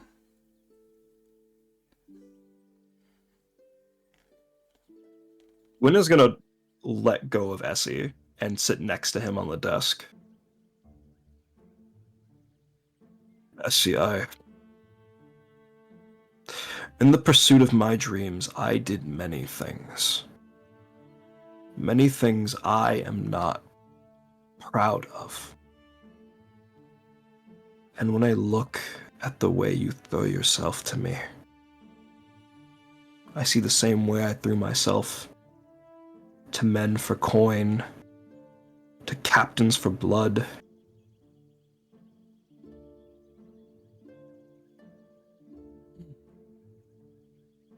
I have grown fond of you, and I will help you on your dream. But because I care for you,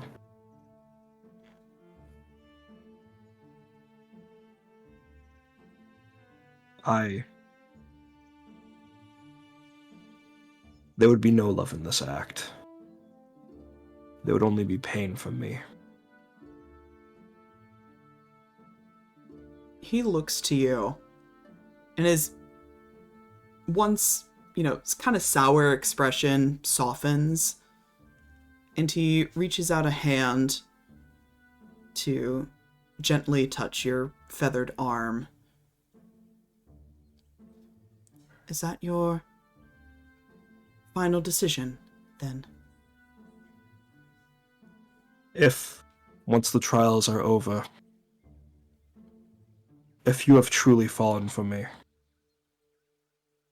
if I can prove to be better, more honest of a man as I've ever been, then I will take you, proper in a way deserving of one of your stature. Gives a smile. And it's kind of cunning and beguiling in his expression. Well, I look forward to it then. And with that, the visage of Essie dissipates instantly, vanishing into thin air. Fucking knew it wasn't him. The room, Fucking knew it wasn't him. the room around you melts into the floor, and you are left with a bare, empty, white space with nothing left but your chair. And the door that you entered barely opens. Gwyn will start to shift back, furling in his broken wings, his form shrinking, more diminutive, back to its normal form, taking his time. He'll survey the room once more. God, you are such a brat. And he'll walk out the door. Alright, should I go downstairs and tell him we're good to come up? I am pinging everyone now. Let's go.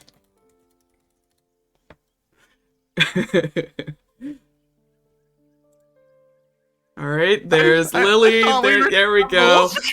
We were typing. Yeah, alright, everyone's back. So, all of these scenes happened simultaneously. Your doors open at the same time. And you all wander back into that tight, cramped hallway. You look amongst your competitors. Just real quick, what's a vibe check? How is everyone feeling right now? Topaz is still crying. Just unable to put the tears away by the time the door opens. Mm-hmm. Oleander looks a little refreshed, but there is one tear trickling down his cheek. Luella is despondent, and her feathers are laying very flat at the moment. Gwyn looks around the room. This is a slow realization, and then he just starts laughing out loud. Before stifling himself. As you look amongst your competitors, Damus looks visibly shaken, hands trembling, his eyes are more hollow than usual. The princelings, Adora, she also looks like she's been crying, but she is stubbornly trying to hide it. Whereas her brother Alto looks mellow but serious. He's kind of difficult to read at this moment. Parthenia looks kind of reserved and disappointed. Jonas looks sheepish. She's kind of avoiding everybody's eyes.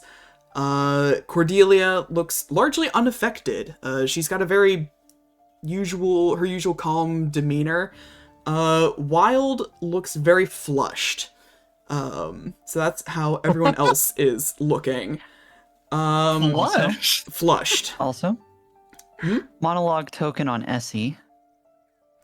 Because you said they were spectating. I am. As a matter of fact, Essie is now before all of you in the hallway, so you can certainly use the monologue token on him. Yes. He is tremendously pleased with himself. He put in a lot of work into this. He has been gathering information on all of you since your arrival at Hollowlight. Every word you have ever spoken to him has led up to this moment, and it has borne fruit. As he looks to each of you, he thinks to himself that he finally knows who to trust. And he could not be more thrilled and pleased with himself. But as he, enters the hallway, he has that ever perfect smile on his face, seemingly unmoved by the things that each of you has seen. And he goes, well, you've all given me much to think about. I thank you, each of you, for your honesty. Though some of you were ultimately unsuccessful, I do not hold it against you. But I feel as though we know each other much better now. So, I am pleased to say that while many of you passed, the winner of this trial is in fact Mr. Oleander. Congratulations. What? And- Oleander.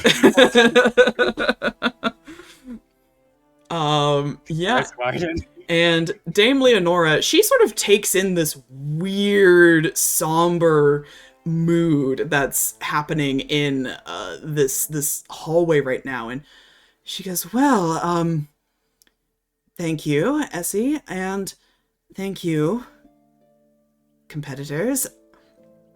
I suggest that everyone takes the day to calm and collect themselves. If there's anything that myself or my staff can do to make your day more comfortable, please do not hesitate to ask. The day is yours. Was it real? Essie looks at you and just kind of smiles, just only as real as you wanted it to be.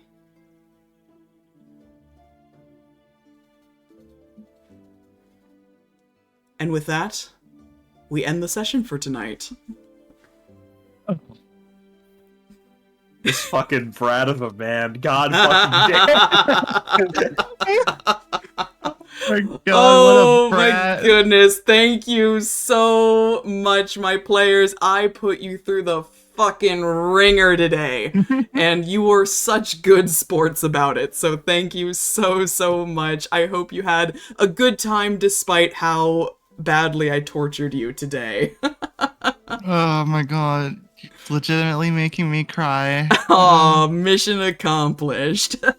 DM, we can't see the VOD until the game's over, right? The campaign. No, by all means, go look back at it. Oh god. I gotta do some homework. What the fuck did you do to get an A on this test, Vesper? What the fuck did you do? Yes. I didn't think I did an A. I thought I was a C student. C's get degrees, baby. All right, with that, have a very good night, everybody. We will be playing again in 2 weeks, so that's going to be May 21st. So look forward to it then for more drama, shenanigans, and more trauma that I can dump on my players. It's going to be a great time. But thank you all so much for watching. Thank you so much to my players for playing. And we'll see you guys next time. Have a very good rest of your night and take care of yourselves. Bye-bye! Bye bye.